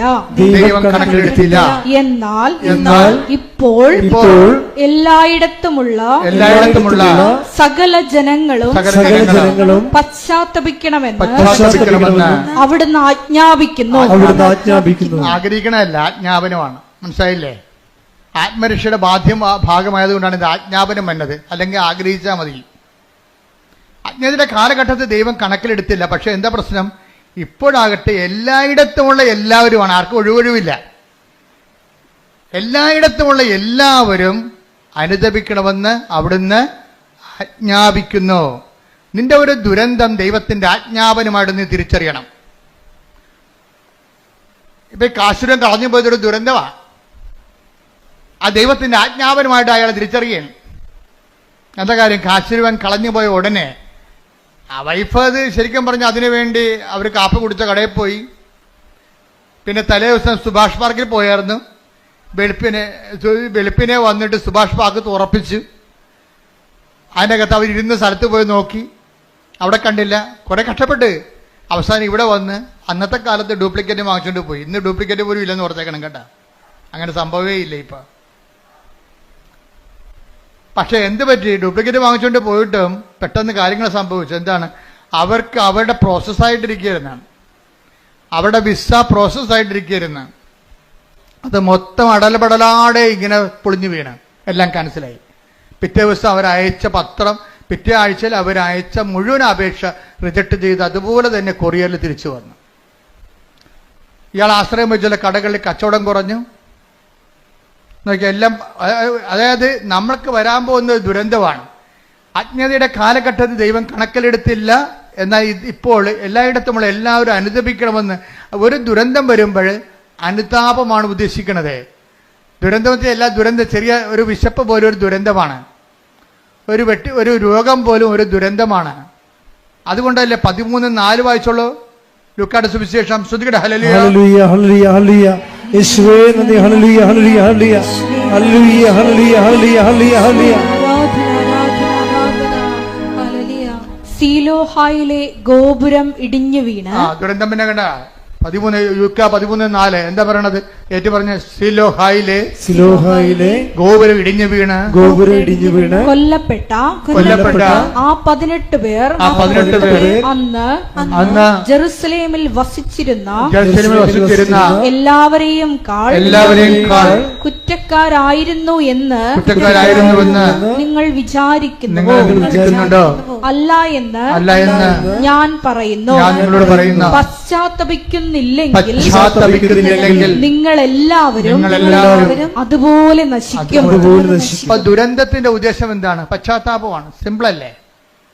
ക്രിസ്തുവിന്റെ കാലത്ത് സംഭവിച്ച ഒരു വർത്തമാനകാല ന്യൂസാണത്, വർത്തമാനം. അന്ന് സിലോഹയിലെ ഗോപുരം വീണ് കുറച്ചുപേര് മരിച്ചു. ആ വാർത്ത കർത്താവിനോട് പറഞ്ഞപ്പോൾ കർത്താവ് എന്താ പറഞ്ഞത്? അവരെല്ലാവരെക്കാൾ പാപികളാണെന്ന് ഞാൻ കരുതണില്ല, പക്ഷെ പശ്ചാത്താപിച്ചില്ലെങ്കിൽ നിങ്ങളുടെ അവസ്ഥയും ഈ ദുരന്തം ക്ഷണിച്ചു വരുത്തിയിരിക്കും ചെയ്യണതെന്ന്. ആ സത്യമായ ദൈവത്തിന്റെ തിരുസന്നിധി വരുമ്പോഴേ ദൈവം നമ്മളെ വഴി നടത്താൻ വേണ്ടി നമുക്ക് നമ്മുടെ ജീവിതത്തിൽ നമ്മളെ വിവേചിച്ച് എന്തെങ്കിലും ഇപ്പം നിങ്ങൾ എന്തെങ്കിലും ഒരു ദുരന്തം എന്ന് പറയുമ്പോഴേ മുഴുവനും മരണമാണെന്ന് ചിന്തിക്കേണ്ട കാര്യമില്ല. നമ്മുടെ വിശ്വാസം റിജക്റ്റ് ചെയ്യുന്നത് ഒരു ദുരന്തമാണ്. പരീക്ഷയ്ക്ക് ഒരു വിഷയം കാണാതിരിക്കണതും ഒരു മൊഡ്യൂൾ കിട്ടാതിരിക്കണ ഒരു ദുരന്തമാണ്. കാര്യം വീണ്ടും നമ്മൾ റിപ്പീറ്റ് ചെയ്യണ്ടേ, വീണ്ടും കാശ് മുടക്കണ്ടേ. അപ്പം എല്ലാ വിഷയങ്ങളെയും ബൈബിൾ കാണിക്കുന്ന ട്രാജഡീസിനെ എല്ലാത്തിനെയും ഇതുപോലെയുള്ള പരാജയങ്ങളെല്ലാത്തിനെയും ഇതുപോലെ ദൈവം പശ്ചാത്താപത്തിലേക്കാണ് ക്ഷണിക്കണത്. ഇപ്പം എന്താ, ഇവിടെ കാശിനെ കളഞ്ഞുപോയി, അതൊരു ദുരന്തമാണ് ശരിക്കും പറഞ്ഞാൽ. കാശിനെ കളഞ്ഞുപോയി, അതോടുകൂടി ദുരന്തം പടപെടാൻ സംഭവിക്കും. വിസ എല്ലാം തിരിച്ചു വന്നു. അതുപോലെ തന്നെ ഹോട്ടലിൻ്റെ അകത്ത് കച്ചവടം കുറഞ്ഞു. അപ്പം അതിന് ജെയ്സൺ പറയണത് എങ്ങനെയാ വെച്ച് കഴിഞ്ഞാൽ ഭാര്യ ഉടമ്പടി ജീവിക്കുന്നുണ്ടെങ്കിലും ഞാൻ ആ വീട്ടിൽ താമസിക്കുന്നുണ്ടല്ലോ, എനിക്കാണെങ്കിൽ ഒരു കുഴപ്പമുണ്ട്, വാ പിടിച്ചാൽ ഞാൻ തെറി പറയുമെന്നു. അധികം ഓർക്കൊന്നും, അതായത് ഭാര്യ ഉടമ്പടി എടുത്തിട്ടും ഭർത്താവ് തെറി പറയണത്, കാര്യം പുള്ളിക്കാരൻ ആൾക്കാരെ കൊണ്ട് അനുവദിപ്പിക്കണമെന്നുണ്ടെങ്കിലേ, ഇപ്പം ഈ നമ്മുടെ ഭായിമാരല്ലേ ഇപ്പം നമ്മുടെ ഹോട്ടലിലൊക്കെ ഉള്ളത്, അപ്പം നമുക്ക് ഹിന്ദി അറിയാൻ പറ്റില്ല, പിന്നെ തെറിയല്ലേ പറയാൻ പറ്റത്തുള്ളൂ.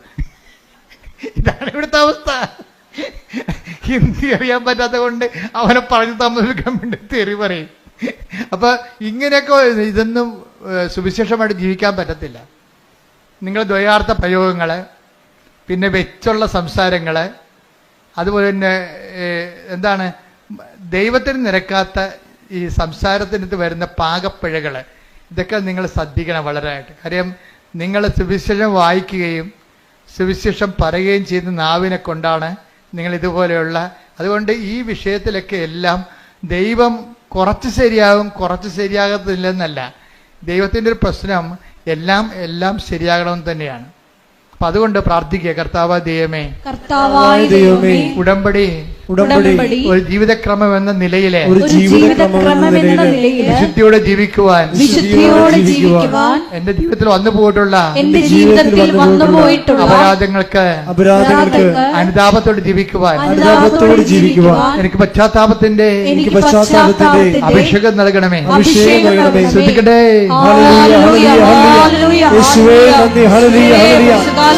സ്വീകരിക്കുവാൻ ആഴമായ അനുതാപം നൽകണമേ. പരിശുദ്ധ പരമ ദിവ്യകാരുണ്യത്തിന് ആരാധനയും സ്തുതിയും പുകഴ്ചയും ഉണ്ടായിരിക്കട്ടെ. എന്തുകൊണ്ടാണ് അനുതാപം താമസിക്കാൻ കാരണം? എന്താണ് അനുതാപം താമസിക്കാൻ കാരണം? ദൈവത്തെക്കുറിച്ചുള്ള അംബിഗ്വസ് ആയിട്ടുള്ള, അതായത് എന്താണ് അംബിഗ്വസ് എന്ന് വെച്ചാൽ വ്യക്തതയില്ലാത്ത, രണ്ട് ഭാഗവും ശരി, അതും ശരി ഇതും ശരി എന്നൊക്കെ പറയത്തില്ലേ. ദൈവത്തെക്കുറിച്ചുള്ള ക്ലാരിറ്റി ഇല്ലെങ്കിൽ അനുതാപം താമസിക്കും.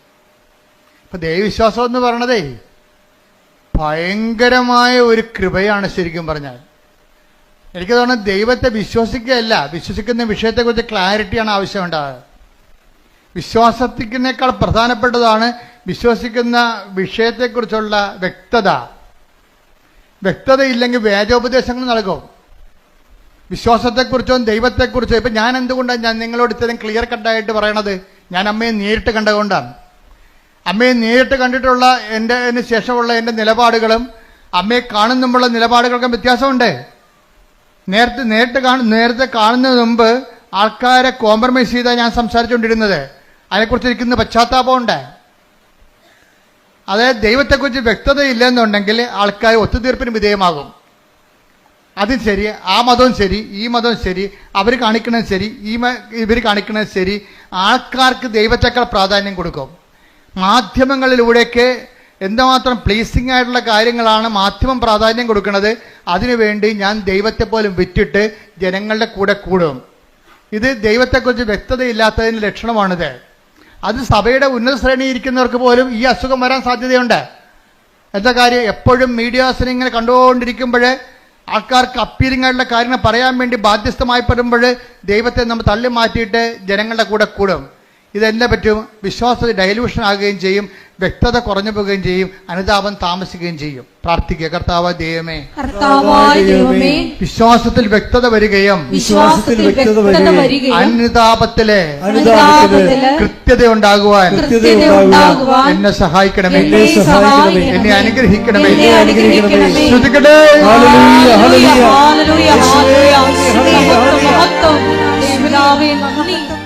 അനുതാപത്തെക്കുറിച്ച് എന്തുകൊണ്ടാണ് അനുതാപം ജനിക്കാത്തതിൻ്റെ കാരണം എന്തുകൊണ്ടാണ്? അതിൻ്റെ ഒരു കാരണം ദൈവത്തെക്കുറിച്ച് വ്യക്തതയില്ലാത്തത് കൊണ്ടും വിശ്വസിക്കുന്ന കാര്യത്തെക്കുറിച്ച് കൃത്യതയില്ലാത്തത് കൊണ്ടാണ്. രണ്ടാമത്തേത് എന്തുകൊണ്ടാണ്? ദൈവത്തെ മാറ്റി നിർത്തിക്കൊണ്ടൊരു സ്നേഹം. ഇപ്പം നമ്മൾ സ്നേഹത്തിൻ്റെ ഒരു കുഴപ്പമുണ്ട്. സ്നേഹത്തിന് ഒരു കുഴപ്പമുണ്ട്. സ്നേഹം ഏറ്റവും നല്ലതാണ്, പക്ഷേ എല്ലാ കുഴപ്പം പിടിച്ച സംഭവമാണ്. സ്നേഹം ഇങ്ങനെ വന്നു കഴിഞ്ഞാൽ ചിലർക്ക് സ്നേഹത്തിന് ഓവർ പ്രാധാന്യം വരും. അപ്പം വിവേചനം നഷ്ടപ്പെടും. പൗലോസ് അപ്പോസ്തലനെ പോലും വഴിതെറ്റിച്ചൊരു സംഭവമാണത്. തിമോത്തിയോട് പുള്ളിക്ക് ഭയങ്കര ഇഷ്ടമായിരുന്നു. തിമോത്തിക്ക് ഭയങ്കര വയറുവേദനയായിരുന്നു. അപ്പോൾ ഒരു പ്രാവശ്യം തിമോത്തിയോട് പറഞ്ഞേടാ, വയറുവേദന കൊണ്ട് സഹിക്കാൻ പറ്റണില്ല എന്നൊക്കെ പറഞ്ഞ് പുള്ളിക്കും വയറുവേദന ഉണ്ടായിരുന്ന ആളാണ് ഈ പൗലോസ് അപ്പോസ്തലന്. ആൾസറൊക്കെ ഉണ്ടായിരുന്ന ആളാണ്. അപ്പം ഈ വേദന, തിമോത്തിയുടെ വേദന പുള്ളിക്ക് മനസ്സിലാകും. അപ്പം തിമോത്തിയോട് പറഞ്ഞ്, എടാ അത്ര വേദനയാണെങ്കിൽ ഇത്തിരി വീഞ്ഞ് ഉപയോഗിക്കണേ കുഴപ്പമില്ലെന്ന് പറഞ്ഞു. അതാണ് ഇപ്പം വെള്ളം അടിക്കണവന്മാരെല്ലാം പറയണം. പൗലോസ് അപ്പോസ്തലൻ പറഞ്ഞിട്ടുണ്ട് വെള്ളം അടിക്കാമെന്ന്. അതാ ഒരു ഇത്തിരി സ്നേഹം കൊണ്ട് ഒരു സാധനം പെശകി വീണത്, ഒരു കോംപ്രമൈസ്, ഒത്തുതീർപ്പ് കാണിച്ചതാണ്. എവിടെയെങ്കിലും ഒത്തുതീർപ്പ് വന്നു കഴിഞ്ഞാൽ പിശാച് അത് കൃത്യമായിട്ട് മുതലെടുക്കും. അതുകൊണ്ടാണ് മറ്റുള്ളവർക്ക് അംബികസ് ഉണ്ടാക്കരുതെന്ന് പറഞ്ഞതിൻ്റെ കാരണം. എവിടെയെങ്കിലും ഒത്തുതീർപ്പ് വന്നാൽ പിശാച് തന്ത്രപരമായിട്ട് നമ്മളത് ഉപയോഗിക്കുകയും ചെയ്യും, മുതലെടുക്കുകയും ചെയ്യും. അതുകൊണ്ട് തന്നെ ഈ വിശുദ്ധയിൽ നിങ്ങൾ സ്നേഹം കൂടുമ്പോൾ ആ സ്നേഹം കർത്താവ് പറയും എന്താണ്, എല്ലാത്തിലുപരിയായി ദൈവത്തെ. അതാണ് വിഷയം പറയുന്നത്. അതുകൊണ്ട് കൽപ്പന വെച്ച് സെസ് ചെയ്യണതിൻ്റെ കാരണം അതാണ്. എന്നെക്കാൾ ഉപരി സ്വന്തം ഭാര്യയെ സ്നേഹിക്കുന്നവൻ ഐ ഡോണ്ട് വാണ്ട്. എന്തുകൊണ്ട്? ഈശോയ്ക്ക് ആ വിഷയത്തിൽ കൃത്യതയുണ്ട്. കർത്താവ് അങ്ങനെ പറയാമോ? ഈശോയെ നീ തന്നെയല്ലേ പറഞ്ഞത് ഒരു ശരീരമാണെന്ന്. ഒരു ശരീരമാണെന്ന് നീയല്ലേ തന്നെ പറഞ്ഞതേ. എന്നിട്ട് ഇപ്പം എന്താ പറയണത്?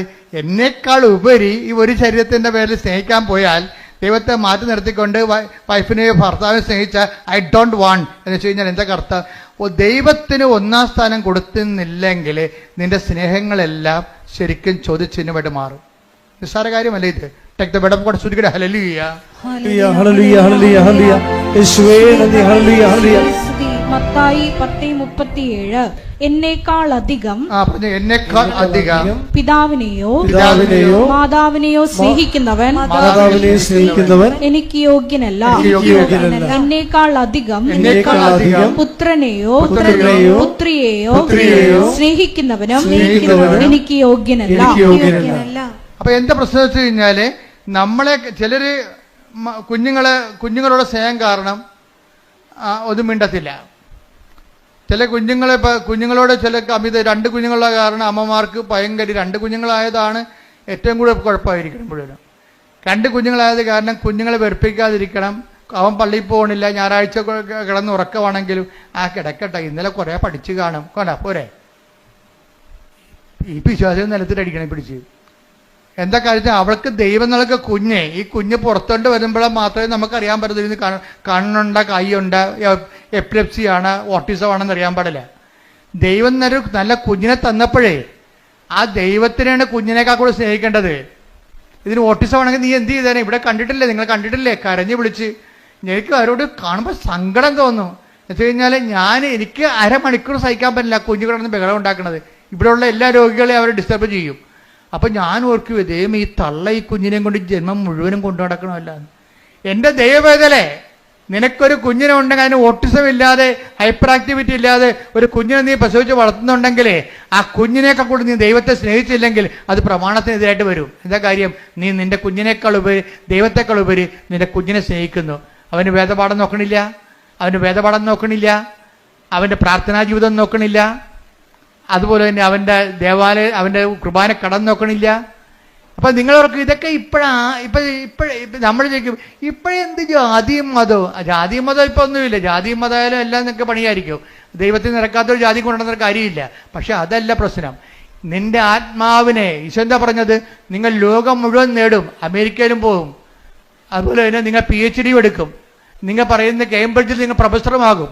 ലോകം മുഴുവനും നേടിയാലും നിന്റെ ആത്മാവ് നഷ്ടപ്പെട്ടാൽ എന്ത് പ്രയോജനം? ശ്രദ്ധിക്കട്ടെ.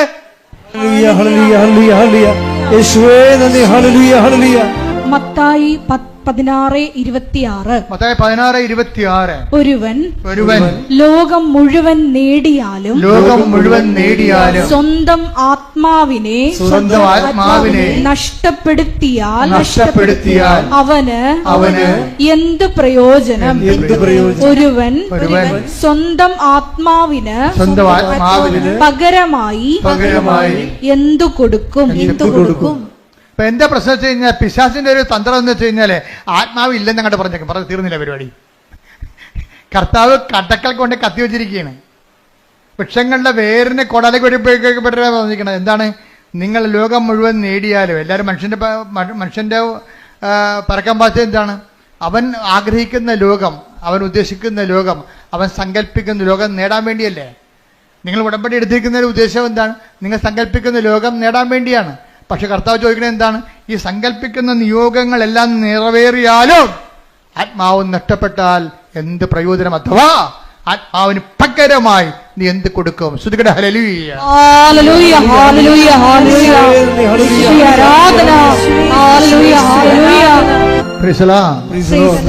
അപ്പൊ ദൈവം ചിലപ്പോഴ് നമ്മള് ഒരു വീട്ടിലെ ഒരാളെങ്കിലും ഉണ്ടെങ്കിൽ, ഞാൻ പണ്ട് പറയുമായിരുന്നു, നീ ഒരാളെങ്കിലും നിന്റെ വീട്ടിലുണ്ടെങ്കിൽ, ദൈവമായിട്ട് ബന്ധമുള്ള ഉണ്ടെങ്കിൽ ദൈവം ആ വീടിനെ കളയത്തില്ല. അതുകൊണ്ടാണ് ഞാൻ ആരെങ്കിലും ഒരാളെങ്കിലും ഉണ്ടെങ്കിൽ ആ വീട് അക്സെപ്റ്റ് ചെയ്യുന്ന കാര്യം എന്നാണ്. ഇപ്പോൾ നിങ്ങൾ 4 പേരുണ്ട്, ആ 3 പേരും പോക്കാണെന്ന് വിചാരിച്ചോ, ഒരാളവിടെ ഉണ്ട്. ആ ഒരാളെ പ്രതി ദൈവം ആ വീട് കളയത്തില്ല. ഇപ്പം എൻ്റെ വൈഫിൻ്റെ കാശവും കളഞ്ഞ്, വൈഫിൻ്റെ ജോലിയും പോയി, അവിടെ വീടെല്ലാം കൂപ്പുകുത്തുകയാണ് ഇപ്പോൾ ജെയ്സൻ്റെ. അപ്പം ജെയ്സന്റെ വീട് കൂപ്പുകുത്തിയപ്പോൾ ജെയ്സന്റെ ശ്രദ്ധയിൽപ്പെട്ടി സംഭവം, എല്ലാം കൈവിട്ട് പോകണമല്ല എന്ന് വിചാരിച്ച്. അപ്പോഴും ഒരാൾ കറങ്ങിത്തിരിഞ്ഞ് ഇയാളെ വീട്ടിൽ വരും. അമ്മ അങ്ങനെ ആളെ സെൻഡ് ചെയ്യും, ഒരാളെ സെൻഡ് ചെയ്യും. അപ്പോഴേ ജെയ്സന്റെ വീട്ടിൽ വന്നപ്പോൾ ജെയ്സൺ പറഞ്ഞു, ഇപ്പോൾ ഭയങ്കര വലിച്ചിലാ, എൻ്റെ വൈഫിൻ്റെ ജോലിയെല്ലാം റിജക്റ്റായി, പിന്നെ എൻ്റെ ജോലിയും ശരിയാകണില്ല, ഞാൻ ട്രൈ ചെയ്തിട്ടും കിട്ടണില്ല, കടയൊക്കെ വിൽക്കാൻ പോവുകയാണ് എന്ന് പറഞ്ഞു. അപ്പോൾ ഉടനെ അയാൾ പറഞ്ഞേ, കൃപാസനത്തിൽ പോയായിരുന്നു, ഉടമ്പടി എടുത്തായിരുന്നു. ആരെടുത്ത്? വൈഫാണ് എടുത്തിരിക്കണത്. അപ്പോൾ ഉടനെ ഈ ആ കൂട്ടുകാരൻ പറയവേ, ഏയ് നീയല്ലേ എടുക്കേണ്ടതല്ലേ, വൈഫല്ലല്ല എടുക്കേണ്ടത്. തെറ്റിപ്പോയി, എടുത്തപ്പോൾ തെറ്റിപ്പോയി. ജെയ്സൺ ഈ സമയത്ത് സ്കൂട്ടായതാണ്. വൈഫിൻ്റെ പെടലേക്ക് വെച്ചിട്ട് അവളെ ഉപവസിക്കണ്ട, ഞാനിങ്ങനെ തോന്നിയ ദിവസം തെറിയും പറഞ്ഞ് നടക്കുന്ന ആളല്ലേ.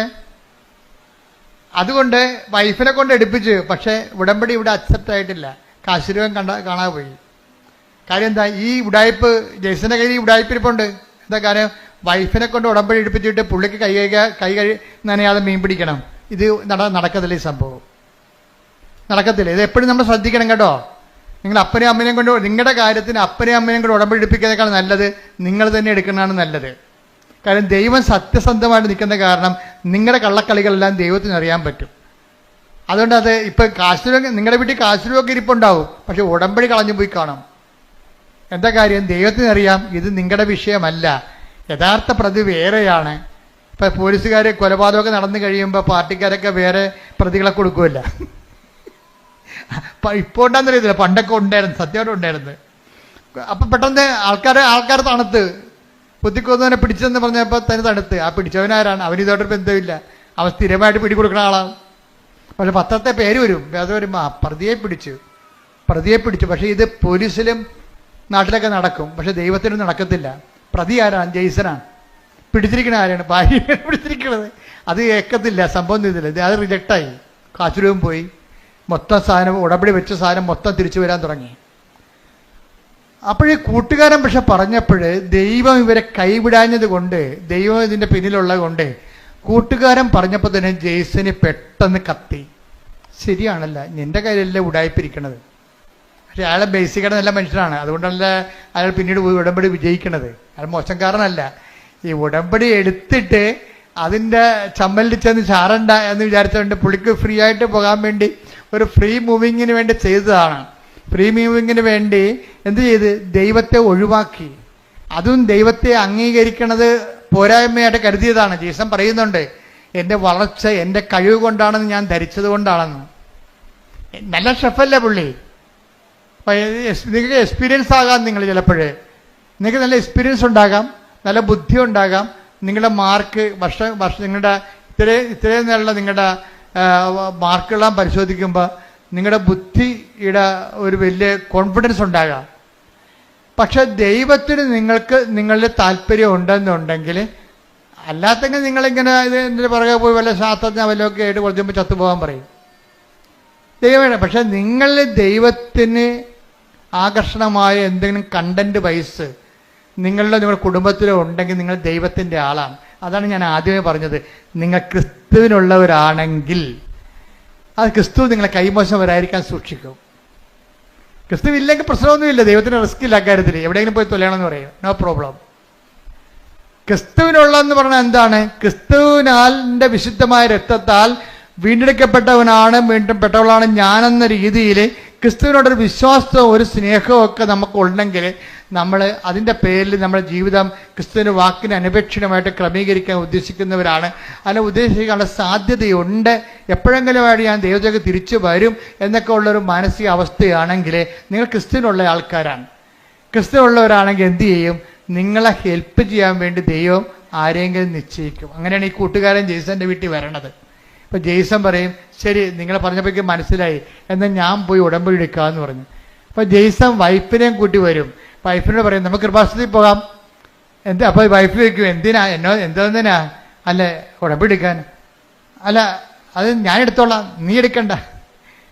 അപ്പോൾ വൈഫ് ചോദിക്കും, നിങ്ങളെടുക്കുവാ? അച്ഛൻ പറഞ്ഞ് കേട്ടിട്ടില്ലേ, ആലപ്പുഴ വന്ന് പണി മേടിക്കരുതെന്ന്. നിങ്ങളെടുക്കുവാ?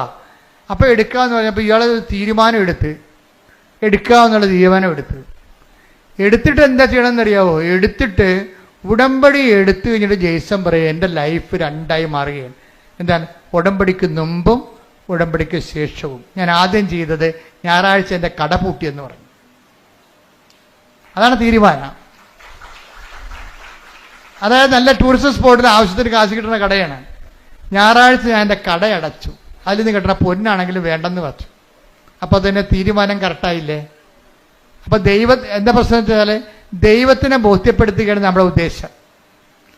എനിക്ക് ഞായറാഴ്ച നിന്റെ കുർബാനയും അതുപോലെ തന്നെ നിന്റെ ശുശ്രൂഷകളും മുടങ്ങിയിട്ട് ഉണ്ടാക്കുന്ന കാശ് എനിക്ക് വേണ്ട, എനിക്ക് കിട്ടുന്ന സമ്പത്തിനേക്കാൾ വലുതാണ് നീ എന്നുള്ള രീതിയിൽ ദൈവത്തിനൊരു വിശ്വാസത്തിലെടുത്ത് ഞാൻ കഴിഞ്ഞ ദിവസങ്ങളിൽ നിങ്ങളുടെ ഈ ലിവിങ് ബ്രെഡിൽ പറഞ്ഞായിരുന്നു, ഡെയിലി ബ്രെഡിൽ എന്താണ് ദൈവവിശ്വാസ ജീവിതത്തിൻ്റെ റിസ്ക് എന്താണ്?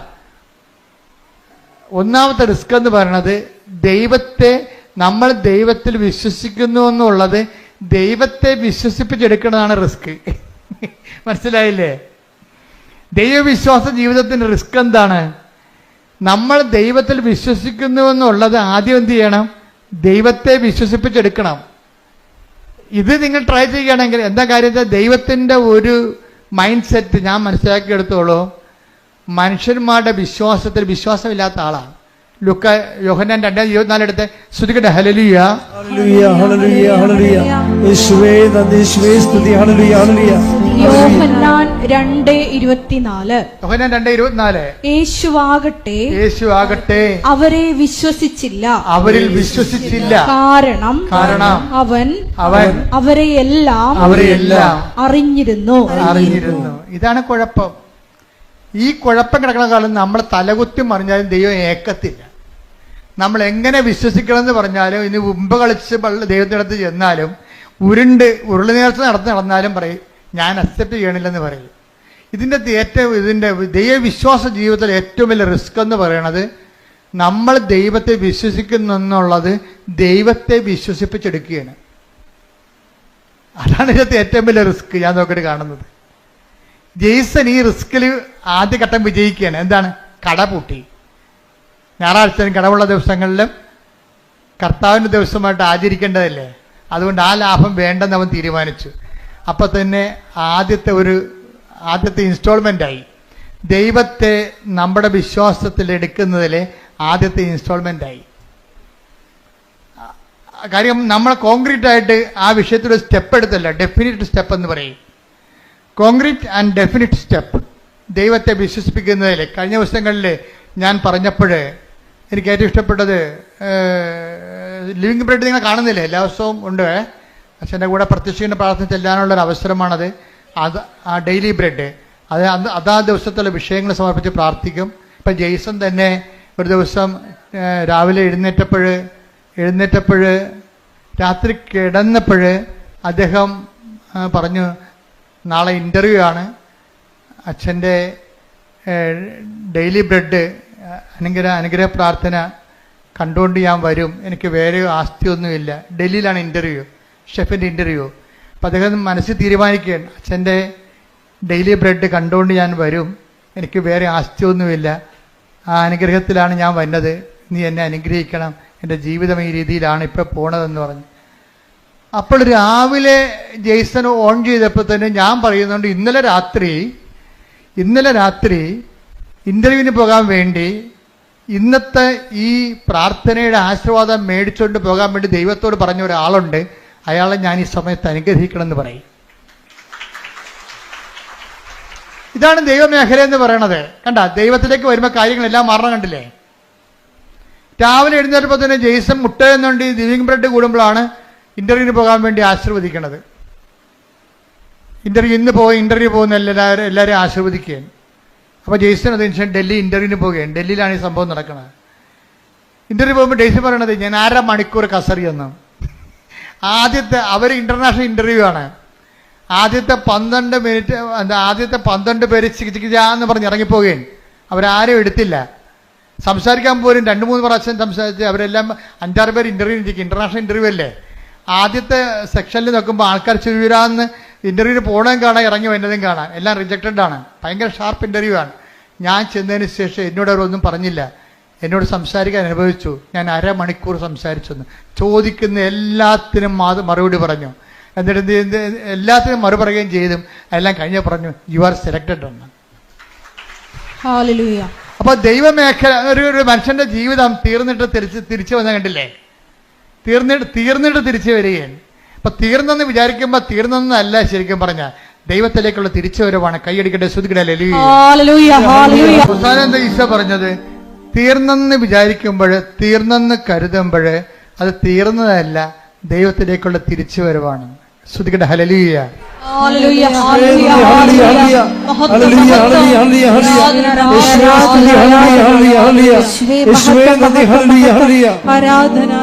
അപ്പൊ ജെയ്സന്റെ കാലം എന്താ വെച്ച് കഴിഞ്ഞാൽ, ജെയ്സന്റെ ഈ ഉടമ്പടി എടുത്തതിന് ശേഷം ഈ മനുഷ്യൻ പരിശുദ്ധാത്മാവ് നിറഞ്ഞിട്ട് പിന്നെ ഞാൻ പറഞ്ഞ തിരക്കി പിടിച്ച് നടന്ന് ഉപവിപ്രവർത്തനങ്ങൾ ചെയ്യാൻ. അപ്പൊ തിരക്കി പിടിച്ച് നടന്ന് ഉപവിപ്രവർത്തനങ്ങൾ ചെയ്യുന്ന സമയത്ത് നാട്ടുകാരും വീട്ടുകാരും ചോദിക്കും, നിനക്കെന്ത് സംഭവിച്ചെന്ന് ചോദിക്കണത്. കാര്യം നല്ല ടൂറിസ്റ്റ് സ്പോട്ടിൽ കടയും അടച്ചിട്ടിട്ട് ഇവൻ കർത്താവിൻ്റെ ജോലി ചെയ്തുകൊണ്ട് നടക്കുകയും ഈ ഞായറാഴ്ച മുഴുവനും അല്ലാത്ത ദിവസം കിട്ടുന്ന സമയത്തെല്ലാം ആ കുടുംബത്തിലുള്ള എന്നെ 10-20 പേരെ കൊണ്ടൊന്ന് ഉടമ്പടി എടുപ്പിച്ചു. ജെയ്സൺ പറയണത് അവിടെ മുമ്പിലേ എനിക്ക് കിട്ടിയ അനുഗ്രഹങ്ങളല്ല സാക്ഷ്യം, ഞാൻ തന്നെയാണ് സാക്ഷ്യമെന്ന്. അതായത് എനിക്ക് കിട്ടിയ അനുഗ്രഹങ്ങൾ കണ്ടിട്ടല്ല അവർ ഉടമ്പടി എടുത്തത്, എന്താണ് എനിക്കുണ്ടായ മാറ്റം കണ്ടിട്ടാണെന്ന്. ഞാൻ തന്നെയാണ് സാക്ഷ്യമെന്ന്. അതാണ്, അതായത് ഉടമ്പടി ഒരു വ്യക്തിക്കുണ്ടാക്കുന്ന മാറ്റങ്ങളെ. അവനിപ്പോൾ അശുദ്ധ സംഭാഷണങ്ങളില്ല, എല്ലാവരോടും സ്നേഹമായി പെരുമാറും, സഹായിക്കേണ്ടവരെ തിരക്കി പിടിച്ച് നടന്ന് സഹായിക്കും, സുവിശേഷ വേല ചെയ്യുന്നതിന് കൊതിയോടും ആർത്തിയോടും കൂടി നടന്ന് സുവിശേഷ വേല ചെയ്യാൻ. അപ്പോൾ പെട്ടെന്ന് ജെയ്സന്റെ മനസ്സിൽ മാതാവ് ഒരു കാര്യം കാണിച്ചു. കാര്യം പരിചയമുള്ള 2 ഒരു ഭാര്യയും ഭർത്താവും പിരിഞ്ഞ് താമസിക്കുകയാണ്. കാര്യം അവർ പ്രണയിച്ച് കല്യാണം കഴിച്ചവരാണ്, പക്ഷെ ഇപ്പം കണ്ട തമ്മിൽ കുത്തിക്കൊല്ലും. ഭർത്താവ് ഭാര്യയെ കൊല്ലാൻ നടക്കുകയാണ്. അപ്പം നിങ്ങൾക്ക് എപ്പോഴും ഓർത്തന്നെ പ്രണയമൊക്കെ പറഞ്ഞ് ഭ്രാന്തി പിടിച്ച് നടക്കുന്ന ആൾക്കാർ ഓർക്കുക, അത് ഇപ്പോഴത്തെ ഒരു ആവേശമാണ്. ആവേശം കെട്ടടങ്ങി കഴിയുമ്പോൾ നിങ്ങൾ ആരാണെന്നൊക്കെ മനസ്സിലായി, അവരാരാണെന്ന് മനസ്സിലാക്കി കഴിഞ്ഞാൽ ഇതിൻ്റെ അത്ര കുന്തോ ഇല്ല. ശരിക്കും പറഞ്ഞാൽ ഇപ്പം കൊല്ലാൻ നടക്കുകയാണ്. പണ്ട് അവരെ കെട്ടിക്കാത്തവരെ കൊല്ലാൻ നടന്ന പാർട്ടിയാണ് ഇപ്പം തന്നെത്താൻ തമ്മിൽ കൊല്ലാൻ നടക്കുകയാണ്. അപ്പം ജെയ്സനോട് മാതാവ് പറഞ്ഞ് അവരെ ഒന്ന് പോയി കാണാൻ പറഞ്ഞു. കാര്യം ഭർത്താവ് ഇടയ്ക്ക് ഭാര്യ 35 വയസ്സ് അവർക്കുള്ളത്, പേടിച്ച മറ്റേ മരുമകൻ്റെ വീട്ടിൽ പോയി താമസിക്കുകയാണ്. മരുമകൻ്റെ വീട്ടിൽ പോയി താമസിക്കുകയാണ്.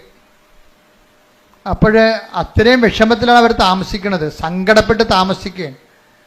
അപ്പോൾ പല ആൾക്കാരും, പോലീസും പാർട്ടിയും പള്ളിയും ഒക്കെ ഇടപെട്ടിട്ട് ഈ വിഷയത്തിൽ തീരുമാനമില്ല.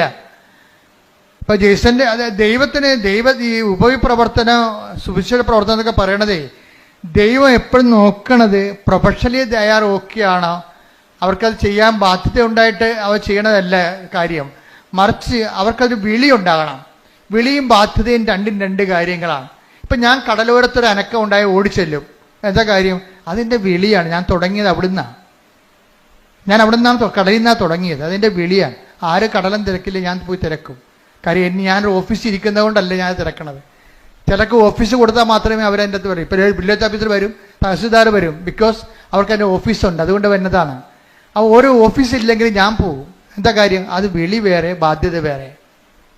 ബാധ്യത എന്ന് പറഞ്ഞാൽ നമുക്കിട്ട് തരുന്ന ഒരു ഒഫീഷ്യാലിറ്റി ഉള്ളതുകൊണ്ട് നമുക്കൊരു ബാധ്യത ഉണ്ടാകും. വിളി വേറെയാണ്. ഉപവി എന്നൊക്കെ പറയുന്നത് ഒരു വിളിയാണ്.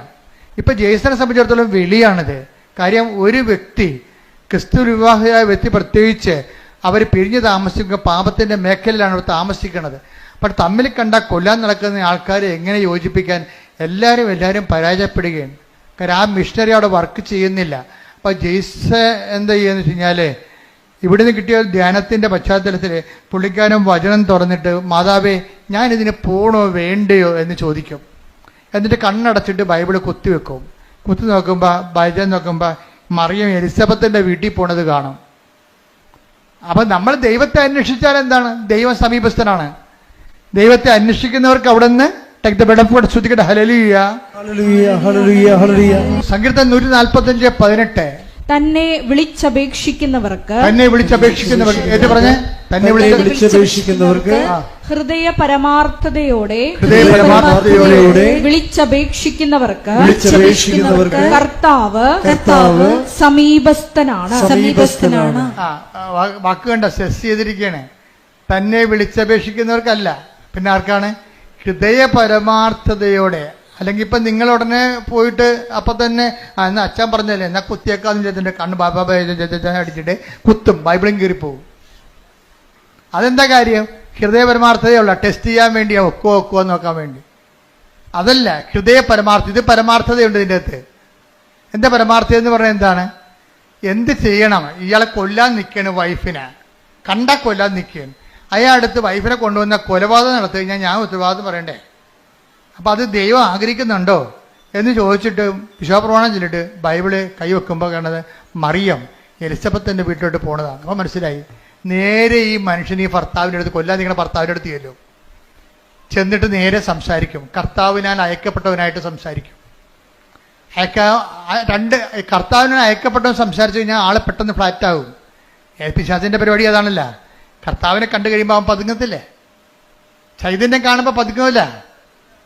അപ്പോൾ ഉടനെ അയാൾ പതുങ്ങി. അയാൾ പറഞ്ഞു, എനിക്ക് പ്രശ്നങ്ങളൊന്നുമില്ല, പക്ഷെ ഞങ്ങൾ തമ്മിൽ ഒരിക്കലും യോജിക്കാൻ പറ്റാത്ത ഒരു അകന്ന് പോയെന്ന് പറയും. അപ്പോൾ ജേസൺ പറയും, ഒരു ശരി, നിങ്ങൾ എൻ്റെ കൂടെ വാ, ഞാൻ നിങ്ങളെ കൊണ്ടുപോകാമെന്ന് പറയും. അപ്പോൾ അങ്ങനെ കൊണ്ടുപോയി വൈഫിൻ്റെ വീട്ടിൽ കൊണ്ടുപോകും.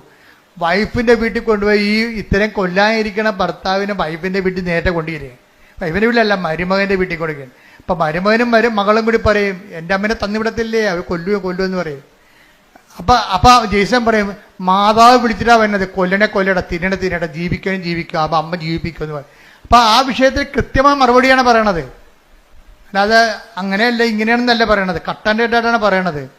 മാതാവാണ് ഇത് വിളിച്ചിരിക്കണത്, അതുകൊണ്ട് കൊല്ലാൻ പറ്റത്തില്ല എന്ന് പറയും. ഉടനെ അവർ ഇറങ്ങി വരും. അവരിറങ്ങി വന്നിട്ട് ഇവർ ഒരുമിച്ച് ജീവിക്കും. ഇപ്പം കുറേ നാളായി അവർ ഒരുമിച്ച് ജീവിക്കുകയാണ്. അതാണ് സുവിശേഷ വേല എന്ന് പറയുന്നത്. ഇതാണ് ഒരു ഉടമ്പടിയിലൂടെ ഉണ്ടാകുന്ന സുവിശേഷ വേല. ഇതാണ് ഇപ്പം മനസ്സിലായി. അതായത് ഈ ആഴ്ചയിൽ നടന്ന ഏറ്റവും നല്ല സാക്ഷ്യങ്ങളൊന്നാണ് സാക്ഷ്യത്തിൻ്റെ കാലാവസ്ഥകളുടെ പോക്ക് കണ്ടില്ലേ, അത് തന്നെ ഒരു ധ്യാനമാണ്. അത് ഉടമ്പടി സാക്ഷ്യമെന്ന് ഞാൻ പറയത്തില്ല, ഈശൻ നടത്തിയ ഒരു ഉടമ്പടി ധ്യാനമാണ്. കാര്യം ഓരോ സെക്ഷനിലും വളരെ ധ്യാനിപ്പിക്കണം നമുക്ക് തോന്നത്തില്ല, പക്ഷെ ധ്യാനം കൂടി ഇഫക്റ്റ് നമുക്കുണ്ടാകും. നിങ്ങളിന്ന് ഇന്നപ്പ് ചെയ്തുകൊണ്ട് നിങ്ങൾ കണ്ടേക്കണത് ധ്യാനിപ്പിക്കണം നമുക്ക് തോന്നത്തില്ല, പക്ഷെ നമുക്കൊരു ധ്യാനം കൂടിയ കത്താർസിസ് ഉണ്ടാകും, ഒരു സ്പിരിച്വൽ കത്താർസിസ്. കാര്യം ഇതൊക്കെ ഇങ്ങനെയാണെന്നും ഇങ്ങനെയാണ് ദൈവം പ്രവർത്തിക്കണമെന്നുണ്ടെങ്കിലും, അതായത് ഉടമ്പടിയുടെ ഏറ്റവും ഉത്തമമായ ഒരു ഉദാഹരണമാണ് ഈ സാക്ഷ്യം എന്ന് പറയുന്നത്. കാര്യം അത്രയ്ക്ക് സുന്ദരമായ രീതിയിലാണ് അദ്ദേഹം ഓരോ കാര്യങ്ങളും പറയണത്. എന്ന് വെച്ച് കഴിഞ്ഞാൽ ഈ വിഷയത്തിൽ അദ്ദേഹത്തിന് ഇൻ്റർവ്യൂ പാസ്സായി കഴിഞ്ഞപ്പോൾ, അദ്ദേഹത്തിന് വിസ വന്നു കഴിഞ്ഞപ്പോൾ വൈഫിൻ്റെ കാര്യം സക്സസ് ആയി. കുറേ നാളായിട്ട് പെൻഡിങ്ങിൽ കിടന്ന വൈഫിൻ്റെ ജോലി സെറ്റായി. കണ്ടു നോക്കിയേ. അപ്പോൾ അദ്ദേഹം പറയുന്നൊരു വാക്കുണ്ട്, എന്താ പറയണമെന്ന് അറിയാവോ? വൈഫിൻ്റെ കാര്യം ആദ്യം സെറ്റാകാതിരുന്നതിൻ്റെ കാരണം ആ ഉടമ്പടി കാശും കളഞ്ഞു പോയതെല്ലാം എന്താണ്, എന്നെക്കൂടി വിശുദ്ധീകരിക്കാൻ ദൈവം ആഗ്രഹിച്ച കൊണ്ടാണ് ആദ്യത്തെ കാര്യങ്ങൾ നടക്കാതെ പോയെന്ന്. എന്തൊരു ജ്ഞാനമാണ്. ശ്രദ്ധിക്കട്ടെ.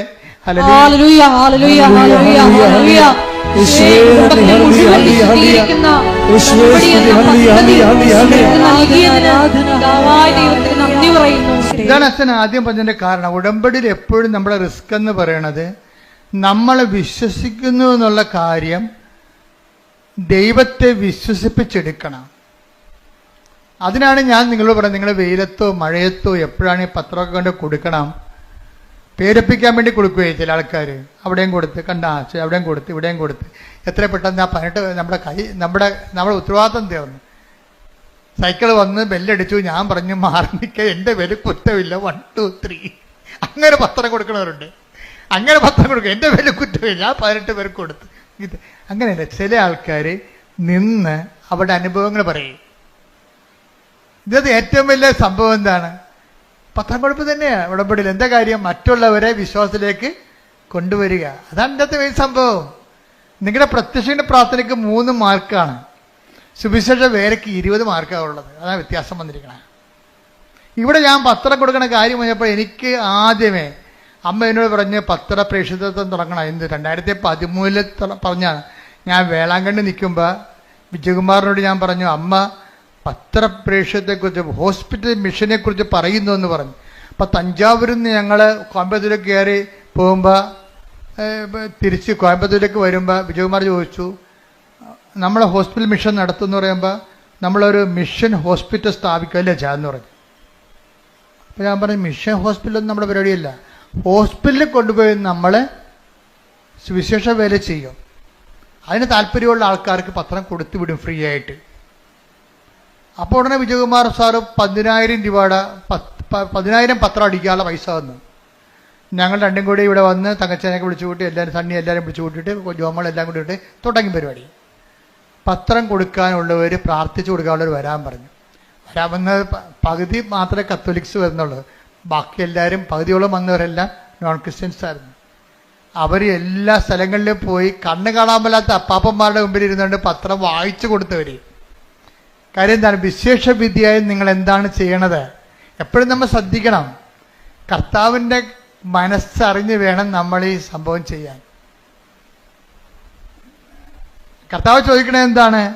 നിങ്ങളെ ചോദിക്കുന്നിടത്തോളം തന്നെ കൊടുത്തിടത്തോളം തന്നെ തിരിച്ചു കിട്ടുമെങ്കിൽ പാപികളും പാപികൾക്ക് കടം കൊടുക്കത്തില്ലേ? നിങ്ങൾ വിശേഷ വിദ്യ എന്താണ് ചെയ്യണം? എല്ലാ കാര്യങ്ങൾക്കും എക്സ്ട്രാ എന്താണ് ചെയ്യണമെന്ന് ചോദിക്കും. അതുപോലെ തന്നെ ഉടമ്പടിയിലുള്ള ദൈവത്തിൻ്റെ മനസ്സറിഞ്ഞ് വേണം ഉടമ്പടി ചെയ്യാൻ. എക്സ്ട്രാ എന്താണ് ചെയ്യണത്? ഇവിടുന്ന് പറയണ കാര്യങ്ങളല്ല. നിങ്ങൾ ദൈവത്തെ കണ്ടെത്തി കഴിയുമ്പോൾ, ദൈവത്തിൻ്റെ കൃപയിൽ അഭിഷേകം കിട്ടിക്കഴിയുമ്പോൾ, നിങ്ങൾ ദൈവത്തിന് വേണ്ടി ചെയ്യുന്ന തനത് പ്രേക്ഷിത പ്രവർത്തനങ്ങളുണ്ട്. അതാണ് നിങ്ങൾ രക്ഷപ്പെടുത്തത്തുള്ളത്. എന്ന് വെച്ച് കഴിഞ്ഞാൽ പെട്ടെന്ന് സ്പീഡാപ്പാണ് തനത് പ്രേക്ഷിത പ്രവർത്തനങ്ങൾ. പ്രാർത്ഥിക്കുക, കർത്താവായ ദൈവമേ, ഇവിടുന്ന് പറഞ്ഞത് കൂടാതെ എന്റേതായിട്ടുള്ള സ്വന്തമായി ദൈവം എന്നിൽ നിന്ന് ആഗ്രഹിക്കുന്നത്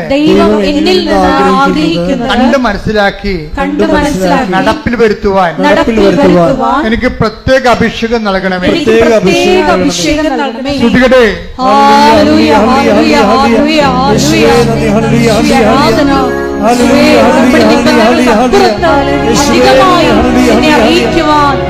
നാമത്തിൽ ശുശ്രൂഷ ചെയ്യുവാൻ ഈ ആരാധനയിലൂടെ ഞങ്ങൾ അഭിഷേകം ചെയ്യണമേ. ഹല്ലേലൂയ. ഉടമ്പടി ഒരു ദൈവരാജ്യത്തിലെ വിരുന്ന് പോലെയാണ്. എന്താ കാര്യം? കർത്താവിന്റെ കഥ നിങ്ങൾ വഴിക്കവലകളിലും നാൽക്കവലകളിലും ചെന്നിട്ട് കൊള്ളാവുന്നവരെയും കൊള്ളരുതാത്തവരെയും ഒക്കെ വിരുന്നിന് വിളിക്കാൻ പറഞ്ഞിരിക്കുകയാണ്. ദൈവത്തിന്റെ തിരുസന്നിധിയിൽ കൊള്ളരുതാത്ത, ഇപ്പൊ ജെയ്സൺ തന്നെ ആദ്യകാല ജീവിതങ്ങൾ മോശം ജീവിതമല്ല. ഞാൻ മോശം ജീവിതം എന്ന് വെച്ച് കഴിഞ്ഞാല് 5 പള്ളിയുണ്ട് അങ്ങക്ക് ചുറ്റും. ഒറ്റപ്പള്ളിയിലും പോയി കുർബാന കാണത്തില്ല, മുഴുവൻ കാണത്തില്ല. അതല്ലേ മോശം ജീവിതം എന്ന് പറയണ. അപ്പോൾ കൊള്ളാവുന്നവരെയും കൊള്ളരുതാത്തവരെയും ഒക്കെ take the word of God. Mathai 22:9-10. അതിനാൽ നിങ്ങൾ വഴിക്കവലകളിൽ ചെന്ന് അവിടെ കണ്ടെത്തുന്നവരെ എല്ലാം വിവാഹ വിരുന്നിന് ക്ഷണിക്കുവിൻ. ആ ഭൃത്യന്മാർ നിരത്തുകളിൽ ചെന്ന് ദുഷ്ടരും ശിഷ്ടരും ഉൾപ്പെടെ കണ്ടെത്തിയവരെ എല്ലാം വിളിച്ചുകൂട്ടി. അങ്ങനെ വിരുന്നുശാല അതിഥികളെ കൊണ്ട് നിറഞ്ഞു. വിരുന്നുശാല നിറഞ്ഞിരിക്കണം, കണ്ടില്ലേ? അതിഥികളെ കൊണ്ട് കൊള്ളരുതാത്തവരും എല്ലാം ഉണ്ട് വിരുന്നുശാല. പക്ഷെ ഒരു പ്രശ്നമുണ്ട്. ഇനി വിളിച്ചു ചേർത്ത് യജമാനം വരും. അപ്പോഴാണ് പ്രോബ്ലം. വായിച്ച്. അതിഥികളെ കാണാൻ രാജാവ്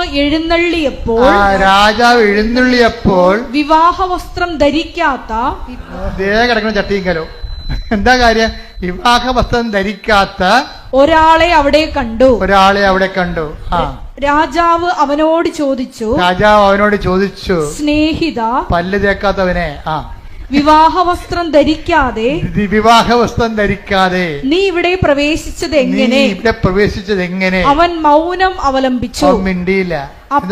അപ്പൊ എന്റെ കാര്യം 5-8-10 കേസുണ്ട്. 5-8-10 കേസുണ്ട്.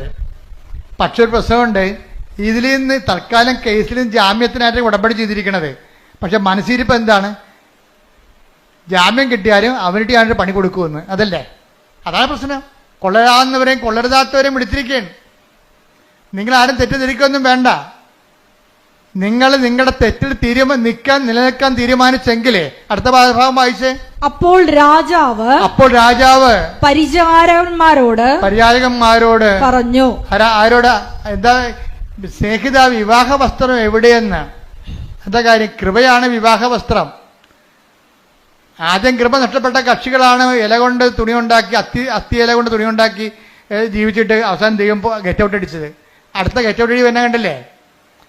ആദ്യം ആദ്യത്തിനും ഗെറ്റ് ഔട്ട് അടിച്ചില്ലേ? എന്താ കാര്യം? ദൈവത്തിന്റെ കൽപ്പനകൾ പാലിച്ചില്ല.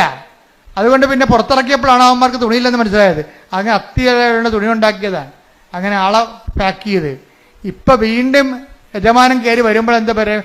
വിവാഹ വസ്ത്രമില്ലാത്ത, കൃപയില്ലാത്ത ആൾക്കാർ കണ്ടെത്തിയെന്ന്. അപ്പോൾ സ്നേഹിത, എന്താ വായിച്ചോളൂ. അപ്പോൾ രാജാവ് പരിചാരകന്മാരോട് പറഞ്ഞു അവനെ കൈകാലുകൾ കെട്ടി പുറത്തെ അന്ധകാരത്തിലേക്ക് വലിച്ചെറിയുക. അവിടെ വിലാപവും പല്ലുകടിയുമായിരിക്കും. എന്തെന്നാൽ വിളിക്കപ്പെട്ടവർ വളരെ, തെരഞ്ഞെടുക്കപ്പെട്ടവരോ ചുരുക്കം. ഇത് ഞാൻ പറഞ്ഞതാണോ? അല്ല, കർത്താവിന്റെ നിലപാടാണ്. ശ്രദ്ധിക്കട്ടെ. ഹല്ലേലൂയ, ഹല്ലേലൂയ, ഹല്ലേലൂയ, ഹല്ലേലൂയ, ഹല്ലേലൂയ. യേശുവേ നന്ദി, നന്ദി, നന്ദി. ഹല്ലേലൂയ. യേശുവേ ആരാധന, ആരാധന, ആരാധന, ആരാധന.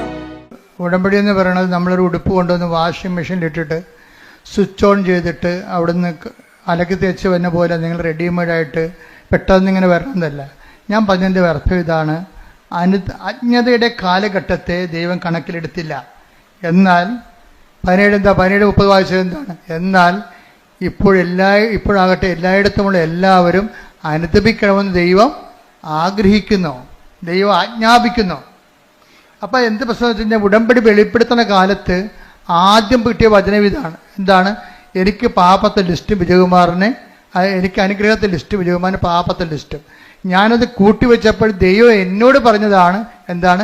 നിങ്ങൾ പശ്ചാത്തപിക്കുവിൻ, നാളെ നിങ്ങളുടെ ഇടയിൽ കർത്താവ് അത്ഭുതം പ്രവർത്തിക്കും. ഞാൻ തൈക്കാട്ടുശ്ശേരി ഇരുന്നുകൊണ്ട് 2017 ഇത് പുസ്തകം എഴുതിക്കൊണ്ടിരിക്കുന്ന സമയത്താണ് പറഞ്ഞത്. നാളെ എന്ന് പറഞ്ഞ പഴയ നിയമത്തിലാണ്, പുതിയ നിയമത്തിൽ ഇന്നാണെന്ന്. കാര്യം പശ്ചാത്താപത്തിന് സമയബന്ധിതമായിട്ട് ചുരുക്കം ഉണ്ടാകുമെന്ന്. സക്കേവൂസിന്റെ കർത്താവ് പറഞ്ഞത് ഇന്നീ ഭവനത്തിന് രക്ഷ കൈവന്നിരിക്കണം. അപ്പോൾ ഒരു നിമിഷം നേരത്തെ നീ കർത്താവിൽ വിശുദ്ധീകരിച്ചാൽ ഉടമ്പടി അത്രയും പെട്ടെന്ന്. അതുകൊണ്ട് ആദ്യകാലം തന്നെ കൃപാസനത്തിൻ്റെ പത്രത്തിൻ്റെ മുഖപേജിൽ ഉടമ്പടി ഉടനടി പരിഹാരം എന്നാണ് കണ്ടത്. ഉടനടി പരിഹാരം. ഇപ്പോഴും അത് മാറ്റിയിട്ടൊന്നുമില്ല. കാര്യം നമ്മൾ ആ ഫ്രണ്ട് പേജിലൊക്കെ നോക്കിക്കഴിഞ്ഞാൽ മനസ്സിലാകും ഉടനടി ഉണ്ടായ പരിഹാരങ്ങൾ തന്നെ എഴുതിയിരിക്കണം അവിടെ. ഉടമ്പടി എടുത്തപ്പോൾ ഇന്ന് ഈ ആഴ്ച നടന്നിട്ടുള്ള കാര്യങ്ങളാണ് അവിടെ എഴുതിയിരിക്കുന്നത്. അതാണ് അത് മാറ്റമില്ല. അതിനെ ഞാൻ പറഞ്ഞു വരുന്നതിൻ്റെ കാരണം അനുതാപവും അനുഗ്രഹവും തമ്മിൽ ഭയങ്കരമായി ഇന്റർ കണക്റ്റഡ് ആണ്. ഇപ്പം ജെയ്സനെ സംബന്ധിച്ചിടത്തോളം അനുതാപവും കിട്ടിയപ്പോൾ എന്നാ പറ്റി? 12 കൊല്ലം മുമ്പ് നടന്ന സംഭവമാണ് ഇപ്പോൾ എഴുതിയിരിക്കുന്നത്. 2012 ഗ്രീസിൽ റെസ്റ്റോറൻറ്റിൽ അപേക്ഷ കൊടുത്തിരിക്കുന്നത്. 2012 വരെ ആരും കോൾ ഫോർ ചെയ്തില്ല. ജെയ്സൺ പറഞ്ഞ ഷങ്കൻ വിസയ്ക്ക് വേണ്ടിയാണ് ഞാൻ അപേക്ഷിച്ചത്.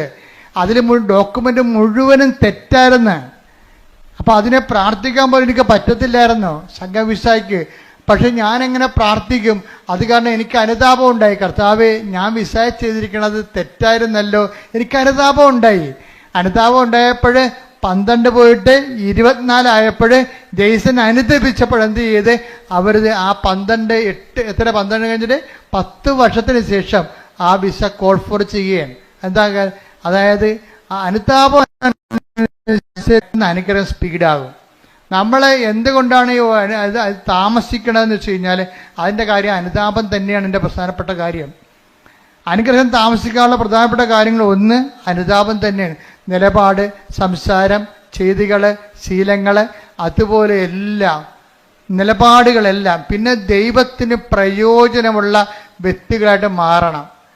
കാരണം നിങ്ങൾ എന്ത് ചെയ്തു എന്നുള്ളതല്ല, you have done it with what disposition. നിങ്ങൾ എന്ത് മനോഭാവത്തില്. അതുകൊണ്ടാണ് ആ വിധവയുടെ ചിലിക്കാശ് എടുത്ത് ശ്രുതികട്ടെ. ഹല്ലേലൂയ, ഹല്ലേലൂയ, ഹല്ലേലൂയ, ഹല്ലേലൂയ. യേശുവേ നന്ദി. ഹല്ലേലൂയ, ഹല്ലേലൂയ, ഹല്ലേലൂയ. യേശുവേ ആരാധന, ആരാധന, ആരാധന, ആരാധന. യേശുവേ നന്ദി. മഹത്വം, മഹത്വം, മഹത്വം. ഹല്ലേലൂയ, ഹല്ലേലൂയ, ഹല്ലേലൂയ. ലൂക്ക 21:2. ലൂക്ക 21:2. ദരിദ്രയായ ഒരു വിധവ, ദരിദ്രയായ വിധവ 2 ചെമ്പുതുട്ടുകൾ ഇടുന്നത് അവൻ കണ്ടു. അവൻ പറഞ്ഞു, ദരിദ്രയായ ഈ വിധവ മറ്റെല്ലാവരെയും കൂടുതൽ നിക്ഷേപിച്ചിരിക്കുന്നു എന്ന് സത്യമായി ഞാൻ നിങ്ങളോട് പറയുന്നു. അപ്പൊ അച്ഛൻ നേരത്തെ പറഞ്ഞില്ലേ, ദൈവത്തെ വിശ്വസിക്കുന്നതല്ല വിഷയം, ദൈവത്തെ കൊണ്ട് വിശ്വസിപ്പിച്ചെടുക്കുന്നതിലാണ് വിഷയം. അതാ റിസ്ക്. ഇപ്പൊ മറ്റെല്ലാവരെയും കാളെന്ന് പറഞ്ഞില്ലേ, ചാക്ക് കണക്കിന് ചില്ലിക്കാശ് പണ്ടാരത്തെ തള്ളിയ ആൾക്കാരുണ്ട്. അവരെ ദൈവം വിശ്വസിക്കണില്ല. അതാ ഒരു ഉപജീവനത്തിനുള്ള വക മാത്രം ഉണ്ടായിരുന്ന ആളാണ് ഇട്ടിരിക്കുന്നത്. അതിലാണ് ദൈവം വിശ്വസിക്കണത്. വാട്ട് ഡിസ്പോസിഷൻ, നമ്മുടെ മനസ്സിലിരിപ്പ് എന്താണെന്നാ. കഴിഞ്ഞ ഒരു 6 മാസം മുമ്പ് ഒരു സാക്ഷ്യം ഞാൻ കണ്ടായിരുന്നു. അതായത് കാല് പഴുത്തിരിക്കുകയാണ്. കാല് പഴുത്തിട്ട് ആ പഴുത്ത കാലും വെച്ചുകൊണ്ട് തൊത്തിയും മുടന്തിയും പോയി പത്രം കൊടുത്തുകൊണ്ടിരിക്കണേ. അത് എല്ലാ വീട്ടിലും ഇങ്ങനെ ഈച്ച വാർത്ത് കർത്താവിനെ കുറിച്ച് സംസാരിച്ചുകൊണ്ടിരിക്കും. അതാണ് വിശേഷവിധിയായി നിങ്ങൾ എന്താണ് ചെയ്യണത്? അവിടെ സാക്ഷ്യം കേൾക്കണം. എൻ്റെ ദൈവപൈതലേ, കർത്താവ് നിന്റെ ഡിസ്പോസിഷൻ കറക്റ്റാണെങ്കിലേ, നീ ആത്മാർത്ഥമാണ് ദൈവത്തെ സ്നേഹിക്കണം, ദൈവത്തിന് ഒരു നിമിഷം വിശ്വസിക്കാൻ കഴിഞ്ഞാൽ അപ്പക്കത്ത് ഉടമ്പടി. എന്താ കാര്യം വെച്ച് കഴിഞ്ഞാൽ നീ സത്യസന്ധയാണ്, ദൈവത്തെ മനസ്സിലാകും. ഉടമ്പടി വിശ്വാസത്തെക്കാൾ ഉപരി വിശ്വസ്തയുടെ പദ്ധതിയാണ്. കൈയടിക്കട്ടെ, ശ്രുതിക്കട്ടെ.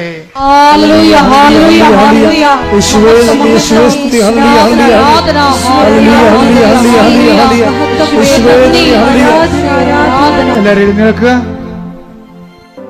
രോഗമുള്ളടുത്ത് കൈകൾ വെച്ച് പ്രാർത്ഥിക്കുമ്പോൾ ഓൺലൈനിലുള്ളവർക്ക് സൗഖ്യം ലഭിക്കുന്ന കുറെ സാക്ഷ്യങ്ങൾ ഈ ആഴ്ച ഉണ്ടായിട്ടുണ്ട്.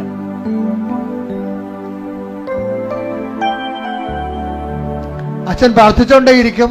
നമ്മൾ കർത്താവിന്റെ വചനം കേട്ട് വിശുദ്ധീകരിച്ചും ശക്തീകരിച്ചും ഇരിക്കുന്ന ദൈവാഭിഷേകത്തിന്റെ സമയമാണ്. അതുകൊണ്ട് നിങ്ങൾ രോഗമുള്ളിടത്തേക്ക് കൈകൾ മാറ്റിക്കൊണ്ടേയിരിക്കണം, മാറ്റി പ്രാർത്ഥിച്ചുകൊണ്ടേയിരിക്കണം. നിങ്ങളുടെ ബന്ധുക്കൾ, സ്വന്തപ്പെട്ട സഹോദരങ്ങൾ ഇവിടെ ഇല്ല എന്നുണ്ടെങ്കിൽ അവർക്ക് വേണ്ടി നിങ്ങൾക്ക് നിങ്ങളുടെ ശരീരത്തെ കൈവച്ച് പ്രാർത്ഥിക്കാവുന്നതാണ്. എല്ലാം കാണുന്ന ദൈവം എല്ലാத்தைയും തട്ടിപ്പ് ചെയ്യട്ടെ. ശ്രുതിക്കട്ടെ.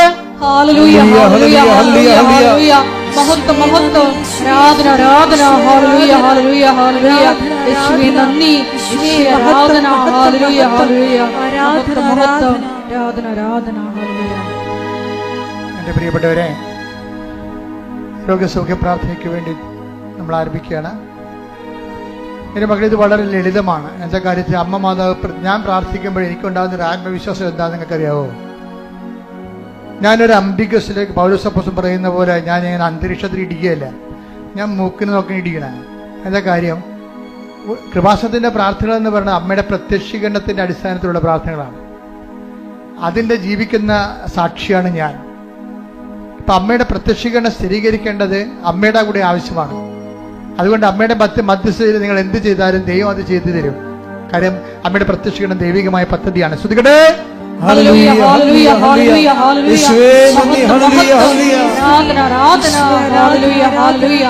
വിശ്വാസ പ്രമാണം ചെല്ലാൻ അറിയാൻ പാടില്ലാത്ത സ്തുതിച്ചുകൊണ്ടിരുന്നാൽ മതി. സ്തുതിപ്പും അറിയാൻ പാടില്ലാത്ത ഒരു യേശുവേ സ്തോത്രം, യേശുവേ നന്ദി, യേശുവേ ആരാധന പറഞ്ഞുകൊണ്ടിരിക്കണം. സ്തുതികടേ. ഹല്ലേലൂയ. കർത്താവേ, നിന്റെ ഉന്നതമായ നാമത്തിന് സ്തോത്രം ചെയ്യുന്നു. കർത്താവിന്റെ വിശുദ്ധ പൗരോഹിത്യത്തെ മഹത്വപ്പെടുത്തണമേ. കർത്താവ് സഭയിലുള്ള സാന്നിധ്യം പ്രകടമാക്കണമേ. 39 വർഷം ഞാൻ അർപ്പിച്ച കൃപാന്റെ യോഗ്യതയാണ്. കൃപാസാൽത്താറെ ജീവനോടെ പ്രത്യക്ഷപ്പെട്ട പരിശുദ്ധ അമ്മയുടെ മാധ്യസ്ഥ കർത്താവെ, നിന്റെ തിരുമുറിവാകുന്ന വലതുകരം അനുഗ്രഹത്തിന്റെ അഭിഷേക കരങ്ങള് അങ്ങനെ മക്കളുടെ ശിരസ് വെക്കണമേ. അടിപ്പിടർ പോലെ, വൈതാക്കാലം പോലെ ദൈവികമായ ശക്തി നിങ്ങൾക്ക് ഇടിച്ചിറങ്ങട്ടെ. കർത്താവിന്റെ കരുണ, കർത്താവിന്റെ വിശുദ്ധമായ രക്തം, കർത്താവിന്റെ ശക്തി, സ്വർഗീയ ശക്തി, ദൈവിക ശക്തി, സുവിശേഷത്തിന്റെ ശക്തി ഈ നിമിഷം ഇടിച്ചിറങ്ങട്ടെ. ആന്തരിക രോഗങ്ങള്, മാനസിക രോഗങ്ങള്, ആത്മഹത്യാ ബോധങ്ങള്, അതുപോലുള്ള എല്ലാവിധ രോഗങ്ങള് യേശുവിന്റെ നാമത്തില് മാറിപ്പോകട്ടെ.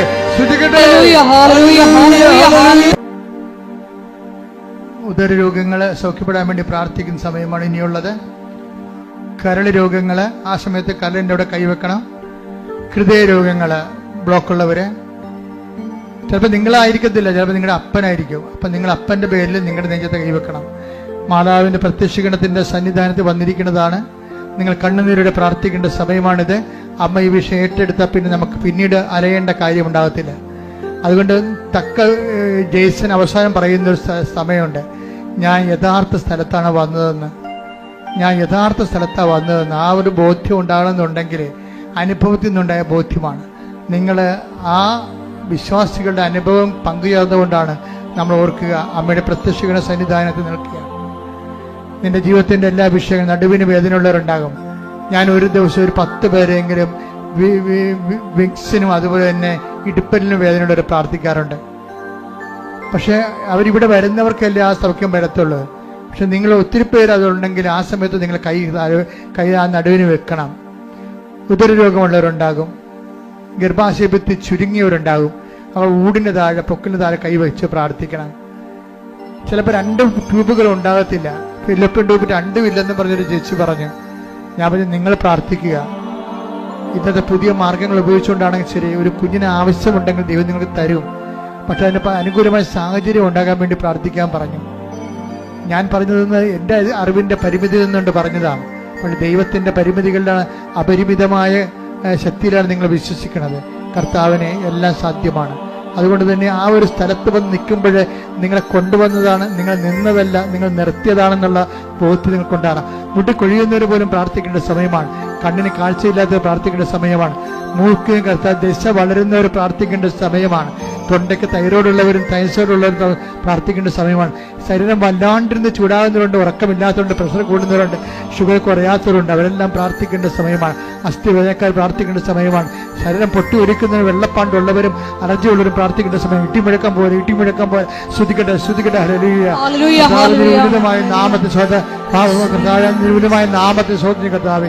ആമാശയ രോഗികള്, ക്ഷയരോഗികള് കർത്താവ്, മാരക രോഗികൾ, തീരാവേദികള്, ജീവിത ദുരിതങ്ങൾ, ജീവിത തടസ്സങ്ങള്, ഉച്ചമുതൽ ഉള്ളംകാല് വരെ കർത്താവിന്റെ രക്തം പടരട്ടെ. അസ്ഥി രോഗികളെ കർത്താവ്, പേശി രോഗികളെ, സിസ്റ്റുള്ളവരെ കർത്താവെ, കർത്താവ് മുഴകളുള്ളവരെ കർത്താവെ, കർത്താവ് സ്പർശിക്കണമേ. അടിപ്പിടുന്ന പോലെ വൈദാഘാതം പോലെ ദൈവികമായി സ്വത്തി കൃപാസന ആൾത്താരെ ജീവിത കർത്താവിന് കൃപാസനത്തിന്റെ ആൾത്താരെ പരിശുദ്ധ അമ്മ പ്രത്യക്ഷപ്പെട്ടതാണെങ്കിൽ ആ പ്രത്യക്ഷഗണത്തെ സ്ഥിരീകരണത്തിന്റെ അടയാളമാകാൻ യേശുവിന്റെ നാമത്തിൽ മാരക രോഗങ്ങൾ സൗഖ്യം പ്രാപിക്കട്ടെ. ശ്രുതിക്കട്ടെ.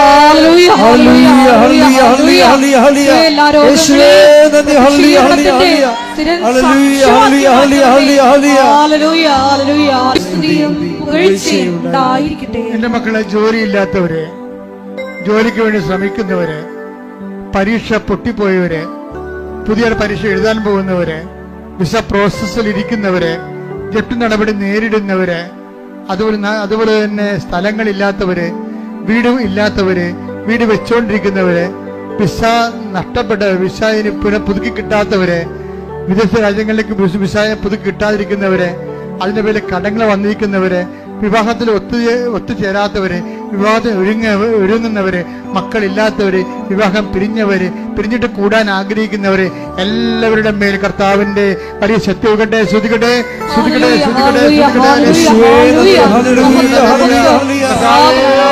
കർത്താവേ, നിന്റെ വിശുദ്ധ പൗരോഹിത്യത്തെ മഹത്വപ്പെടുത്തണമേ. കർത്താവേ, സഭയിലുള്ള സാന്നിധ്യം പ്രകടമാക്കണമേ. 39 വർഷം അർപ്പിച്ച കുർബാന യോഗ്യതയാൽ കൃപാസനത്തോടെ ജീവനോടെ പ്രത്യക്ഷപ്പെട്ട പരിശുദ്ധ അമ്മയുടെ മാധ്യസ്ഥത്താൽ ഇയാൾത്താരെ നടന്ന 10,000-കണക്കിന് ആരാധന ശക്തിയാൽ ജീവിത ദുരിതങ്ങള്, ജീവിത തടസ്സങ്ങള് യേശുവിന്റെ നാമത്തിൽ മാറിപ്പോകട്ടെ. അവനുമായി പ്രാർത്ഥിക്കേണ്ട സമയമാണ്. അച്ഛൻ വിട്ടുപോയ വിഷയങ്ങൾക്ക് വേണ്ടി പ്രാർത്ഥിക്കേണ്ട സമയമാണിത്. കൈകൾ കൂപ്പി അമ്മയുടെ മാധ്യസ്ഥതയിലെ കണ്ണുനീരോടെ പ്രാർത്ഥിക്കുക.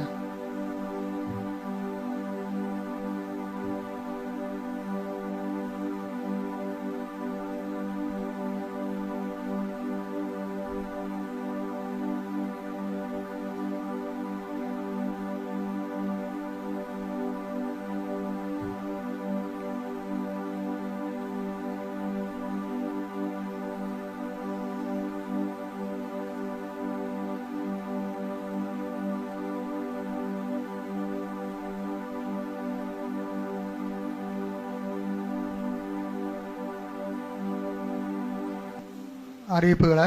ഒന്നാമത്തെ അറിയിപ്പ് നിങ്ങൾക്ക് രാവിലെ പറഞ്ഞതാണ്, ഇപ്പോഴും വീണ്ടും പറയുകയാണ്. അതായത് മാല പൊട്ടിക്കാൻ വേണ്ടി എപ്പോഴും ഒരു വർഗം ഇവിടെ വർക്ക് ചെയ്യുന്നുണ്ട്. ഏത് രാജ്യത്തു നിന്നും എന്നതാണ്, പക്ഷെ അവർ സംഘടിതമായിട്ടാണ് വരണത്. പലരുടെയും മാല പോകുന്നുണ്ട്. അപ്പം നിങ്ങൾ പരമാവധി കൃപാസനത്തിൽ സ്വർണ്ണം ഇട്ടുകൊണ്ട് വരരുത്.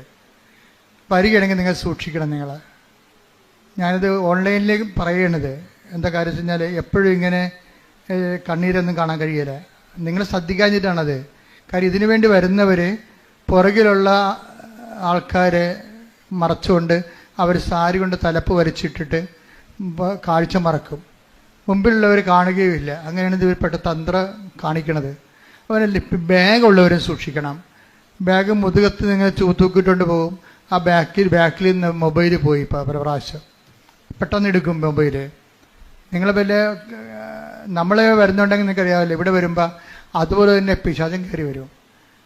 ആൾക്കാർ കൂടുന്ന സ്ഥലത്തൊക്കെ ഇതുപോലുള്ള കള്ളന്മാരും വരും, കള്ളികളും വരും.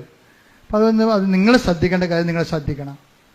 രണ്ടാമത്തെ അറിയിപ്പ്, അച്ഛൻ വെഞ്ചരിച്ചാണെന്ന് പറഞ്ഞ് പുറത്തുനിന്ന് മെഴുകുതിരി വാങ്ങിക്കുന്നുണ്ട്. പുറത്തുനിന്ന് അത് അച്ഛൻ വെഞ്ചരിച്ചതല്ലത്. അവരങ്ങനെ പറ്റിക്കാൻ വേണ്ടി കച്ചവടക്കാർ ഇവിടെ നിന്നൊക്കെ വരുന്ന ആൾക്കാരാണ്. അവർ പറയണതാണ് അച്ഛൻ വെഞ്ചരിച്ചതല്ല. കൃപാസനത്തിൻ്റെ ഉടമ്പടി അവരോട് ബന്ധപ്പെട്ട എല്ലാ സംഭവവും ഞാൻ ഏതാണ്ട് 12 പ്രാർത്ഥന ചൊല്ലിയാണ് വെഞ്ചരിക്കുന്നത്. അത് നമ്മളുടെ കൃപാസനത്തിനകത്തേ കിട്ടത്തുള്ളൂ, പുറത്ത് കിട്ടത്തില്ല. അപ്പോൾ അതിപ്പോൾ നമ്മൾ ഉറപ്പുണ്ടാണ് ആരെങ്കിലും പറ്റിപ്പ് വീഴരുത്. പിന്നെ ഓൺലൈനിലൂടെ ഞാൻ ആവശ്യപ്പെട്ടു എന്നും പറഞ്ഞുകൊണ്ട് പണം ചോദിക്കുന്നുണ്ട്. ശരി, അങ്ങനെ ഒരു ബന്ധവുമില്ല, അങ്ങനെ ആരോടും ചോദിക്കാറുമില്ല. അതുപോലെ തന്നെ അത് എന്തെങ്കിലും പൊതു ആവശ്യം വന്നാൽ ഞാൻ തന്നെ ഈ മേക്കിൽ വിളിച്ചു പറയും. അല്ലാതെ വേറെ ആരെയും പണം സ്വീകരിക്കാൻ, നിങ്ങൾ തന്നെ കൃപാസനത്തിൽ തന്നെ ആരുടെയും പണം കൊടുക്കാൻ നിങ്ങൾക്ക് അനുവാദമില്ല. പണം കൊടുക്കണത് ഒരു ലേഡി അവിടെ വെച്ചിട്ടുണ്ട്, അനുവെന്നും പറഞ്ഞ്. അവിടുത്തെ കൊടുത്താൽ അപ്പം തന്നെ രസീത് വാങ്ങിക്കണം നിങ്ങൾ. അത് കർശനമായിട്ട് പറഞ്ഞാണ്. നമ്മൾ ദൈവത്തിന് കൊടുക്കേണ്ട കാര്യം കൊണ്ട് ആൾക്കാരുടെ പൊട്ടടിക്കരുത്. അത് അവരുടെ കുടുംബത്തിന് കേടാണ്, നിങ്ങൾക്കും കേടാണ്. പ്രത്യേകം ശ്രദ്ധിക്കണം. അപ്പോൾ എന്തെങ്കിലും ഒബ്ജക്ഷൻസ് കൃപാസനം പ്രേക്ഷിതരുടെ ഭാഗത്തുനിന്ന് വരികയാണെങ്കിൽ അത് റിട്ടേണായിട്ട് നിങ്ങൾ എനിക്ക് തരണം, എഴുതി തരണം. കാര്യം കൃപാസനം എന്ന് പറയുന്നത് ലോകം മുഴുവനും മാതാവിൻ്റെ പ്രത്യക്ഷീകരണത്തെ വിശുദ്ധമായത് കാരണം കൊണ്ട് തന്നെ പിശാച് ഇതിനകത്തുള്ളവരെ കൊണ്ട് തന്നെ ഇത് നശിപ്പിക്കാൻ വേണ്ടി നോക്കും. അപ്പം അതുകൊണ്ട് പ്രത്യേകം ശ്രദ്ധിച്ച് പറയണതാണ്. വളരെ എല്ലാം നല്ല ചൈതന്യമുള്ള പ്രേക്ഷിതരാണ് അച്ഛൻ വെച്ചിരിക്കുന്നത്. പക്ഷേ എന്തെങ്കിലും കംപ്ലൈൻറ്റുകൾ നിങ്ങൾക്ക് തോന്നിയാൽ, കാരണം പുതിയ ആൾക്കാരെയും പഴയ ആൾക്കാരൊക്കെ ഉണ്ട്, ഒത്തിരി ഉണ്ട്. പക്ഷേ എന്തെങ്കിലും കംപ്ലൈൻറ്റ് തോന്നിയാൽ അപ്പം തന്നെ റിട്ടേൺ, പറഞ്ഞിട്ട് കാര്യമില്ല, റിട്ടേണായിട്ട് നിങ്ങളുടെ എഴുതി അച്ഛൻ തരണം. അതിവിടെ ഇബ്രാഹിം എന്ന് പറഞ്ഞ ഒരാളെ വെച്ചിട്ടുണ്ട്. അവിടെ കൊണ്ടുവന്ന് കൊടുത്താൽ മതി ഇൻഫർമേഷനിലേ. കാരണം വെച്ചാൽ വളരെ പക്കായിട്ടാണ് ശുശ്രൂഷ പോകണം. അതുകൊണ്ട് തന്നെ നമ്മളുടെ ഉദ്ദേശം മാതാവിൻ്റെ പ്രത്യക്ഷീകരണമാണ്. അത് ദൈവത്തിൻ്റെ ലക്ഷ്യമാണത്. മാതാവിൻ്റെ പ്രത്യക്ഷീകരണം ലോകം ഏറ്റെടുക്കുക. അതിൻ്റെ അകത്ത് എന്തെങ്കിലും കളങ്ങൾ വന്നു കഴിഞ്ഞാൽ ദൈവം ആ കുടുംബത്തെ പോലും വെച്ചുകൊണ്ടിരിക്കത്തില്ല. എന്താ കാര്യം? ദൈവിക പദ്ധതിയാണ് അട്ടിമറിക്കണത്. ഇതൊരു ധ്യാനകേന്ദ്രമല്ല. മാതാവിൻ്റെ പ്രത്യക്ഷീകരണം സഭയ്ക്ക് കൈമാറുന്ന സ്വർഗീയ കൈമാറ്റ ഇടമാണ്. അതിന് ദൈവത്തിൻ്റെ ഒരു പദ്ധതിയാണ് അവിടെ വർക്ക് ചെയ്യുന്നതുകൊണ്ടാണ് സാക്ഷ്യങ്ങൾ ഇങ്ങനെ തോരാതെ നിൽക്കുന്ന കാര്യം. പക്ഷെ അതേസമയം തന്നെ കൃപാസനത്തിന് വേണ്ടി പ്രാർത്ഥിക്കണം. കൃപാസനം ഇതുപോലെ ദൈവകൃപയിൽ നിറഞ്ഞു നിൽക്കുന്നത് കൊണ്ട് തന്നെ ഒത്തിരിയേറെ പേര് വെറുതെയൊക്കെ വീഡിയോ ഇടുന്നുണ്ട്, എന്തെങ്കിലുമൊക്കെ പറഞ്ഞുകൊണ്ട് വീഡിയോ ഇടും. ഞങ്ങൾക്ക് അവരോട് കർത്താവ് പറഞ്ഞിരിക്കുന്നത് എന്താ? നിങ്ങൾ ദ്രോഹിക്കുന്നവരെ ആശീർവദിക്കുക മാത്രമേ ചെയ്യാവുന്ന. അതാണ് സുവിശേഷം. അതുപോലെ ഞങ്ങൾ ആശീർവദിക്കുക മാത്രമേ ഉള്ളൂ. പക്ഷേ എൻ്റെ പ്രശ്നമെന്ന് പറയുന്നത് പലപ്പോഴും ശ്രദ്ധിക്കേണ്ട വിഷയം, ഇങ്ങനെയുള്ള വിഷയങ്ങൾ വരുമ്പോൾ നിങ്ങളുടെ അനുഭവങ്ങൾ കമൻറ്റ് ചെയ്യാൻ ബാധ്യസ്ഥരാണ്. അല്ല, നിങ്ങൾ മിണ്ടാതിരിക്കരുത്. അവർക്ക് അനുഭവം ഇല്ലാത്തവർ എന്തെങ്കിലും വിളിച്ചു പറയണേ. പക്ഷെ അനുഭവമുള്ളവർ അത് സാക്ഷ്യപ്പെടുത്താൻ നിങ്ങൾക്ക് ധാർമ്മികമായ ബാധ്യതയുണ്ട്. അതിൻ്റെ കീഴിൽ നിങ്ങൾക്കുള്ള കമൻറ്റ്, നിങ്ങൾ കൃപാസനത്തിൽ എന്ത് ഫീൽ ചെയ്തു ഇവിടെ വന്നപ്പോൾ, അതാണ് നിങ്ങളവിടെ കമൻറ്റ് ചെയ്യേണ്ടത്. അപ്പം അത് വരുമ്പോൾ എന്താ പറ്റണമെന്ന് വെച്ച് കഴിഞ്ഞാൽ മറ്റുള്ളവർക്ക് കർത്താവിനെ കൈമാറാൻ നിങ്ങൾ സുവിശേഷത്തിന് ഉപകരണമാകാൻ നിങ്ങൾക്ക് സാധിക്കും. അപ്പോൾ അത് പ്രത്യേകം ശ്രദ്ധിക്കുക. ഇപ്പോൾ 2 കാര്യങ്ങൾ അച്ഛൻ പറഞ്ഞിട്ടുണ്ട്. നമ്മൾ സമാപനാശീർവാദത്തിനായിട്ട് ഒരുങ്ങുകയാണ്. പ്രേക്ഷിത ശുശ്രൂഷ അച്ഛൻ്റെ കൂടെ നിന്നുകൊണ്ട് 1 കൊല്ലമോ 2 കൊല്ലമോ ജീവിതകാലം മുഴുവനോ ശുശ്രൂഷ ചെയ്യാൻ ആഗ്രഹിക്കുന്നവരെ 8281297511 ഇത് വാട്സപ്പ് നമ്പറാണ്. ഇതിൽ വിളിച്ചിട്ട് നിങ്ങൾക്ക് ശുശ്രൂഷ ചെയ്യാൻ ആഗ്രഹമുണ്ടെങ്കിൽ പറയുക. സിസ്റ്റേഴ്സും അതുപോലെ തന്നെ ശുശ്രൂഷ ചെയ്യാൻ ഇവിടെ 6 സിസ്റ്റേഴ്സുണ്ട്. അവർ നല്ലവണ്ണം ശുശ്രൂഷ ചെയ്യുന്നുണ്ട്. എങ്കിലും ഇനിയും ആർക്കെങ്കിലും സിസ്റ്റേഴ്സിന് 1 കൊല്ലം പ്രയറായിട്ട് എടുത്തിരിക്കുന്ന സിസ്റ്റേഴ്സില്ലേ, അവർക്കും കൃപാസനത്തിൽ വന്ന് ശുശ്രൂഷ ചെയ്യാനുള്ള അവസരം ഉണ്ടായിരിക്കുന്നതാണ്. അപ്പോൾ ദൈവം നിങ്ങൾ അനുഗ്രഹിക്കട്ടെ. ഞങ്ങൾക്ക് എല്ലാവർക്കും വേണ്ടി പ്രാർത്ഥിക്കണം. Praise the Lord.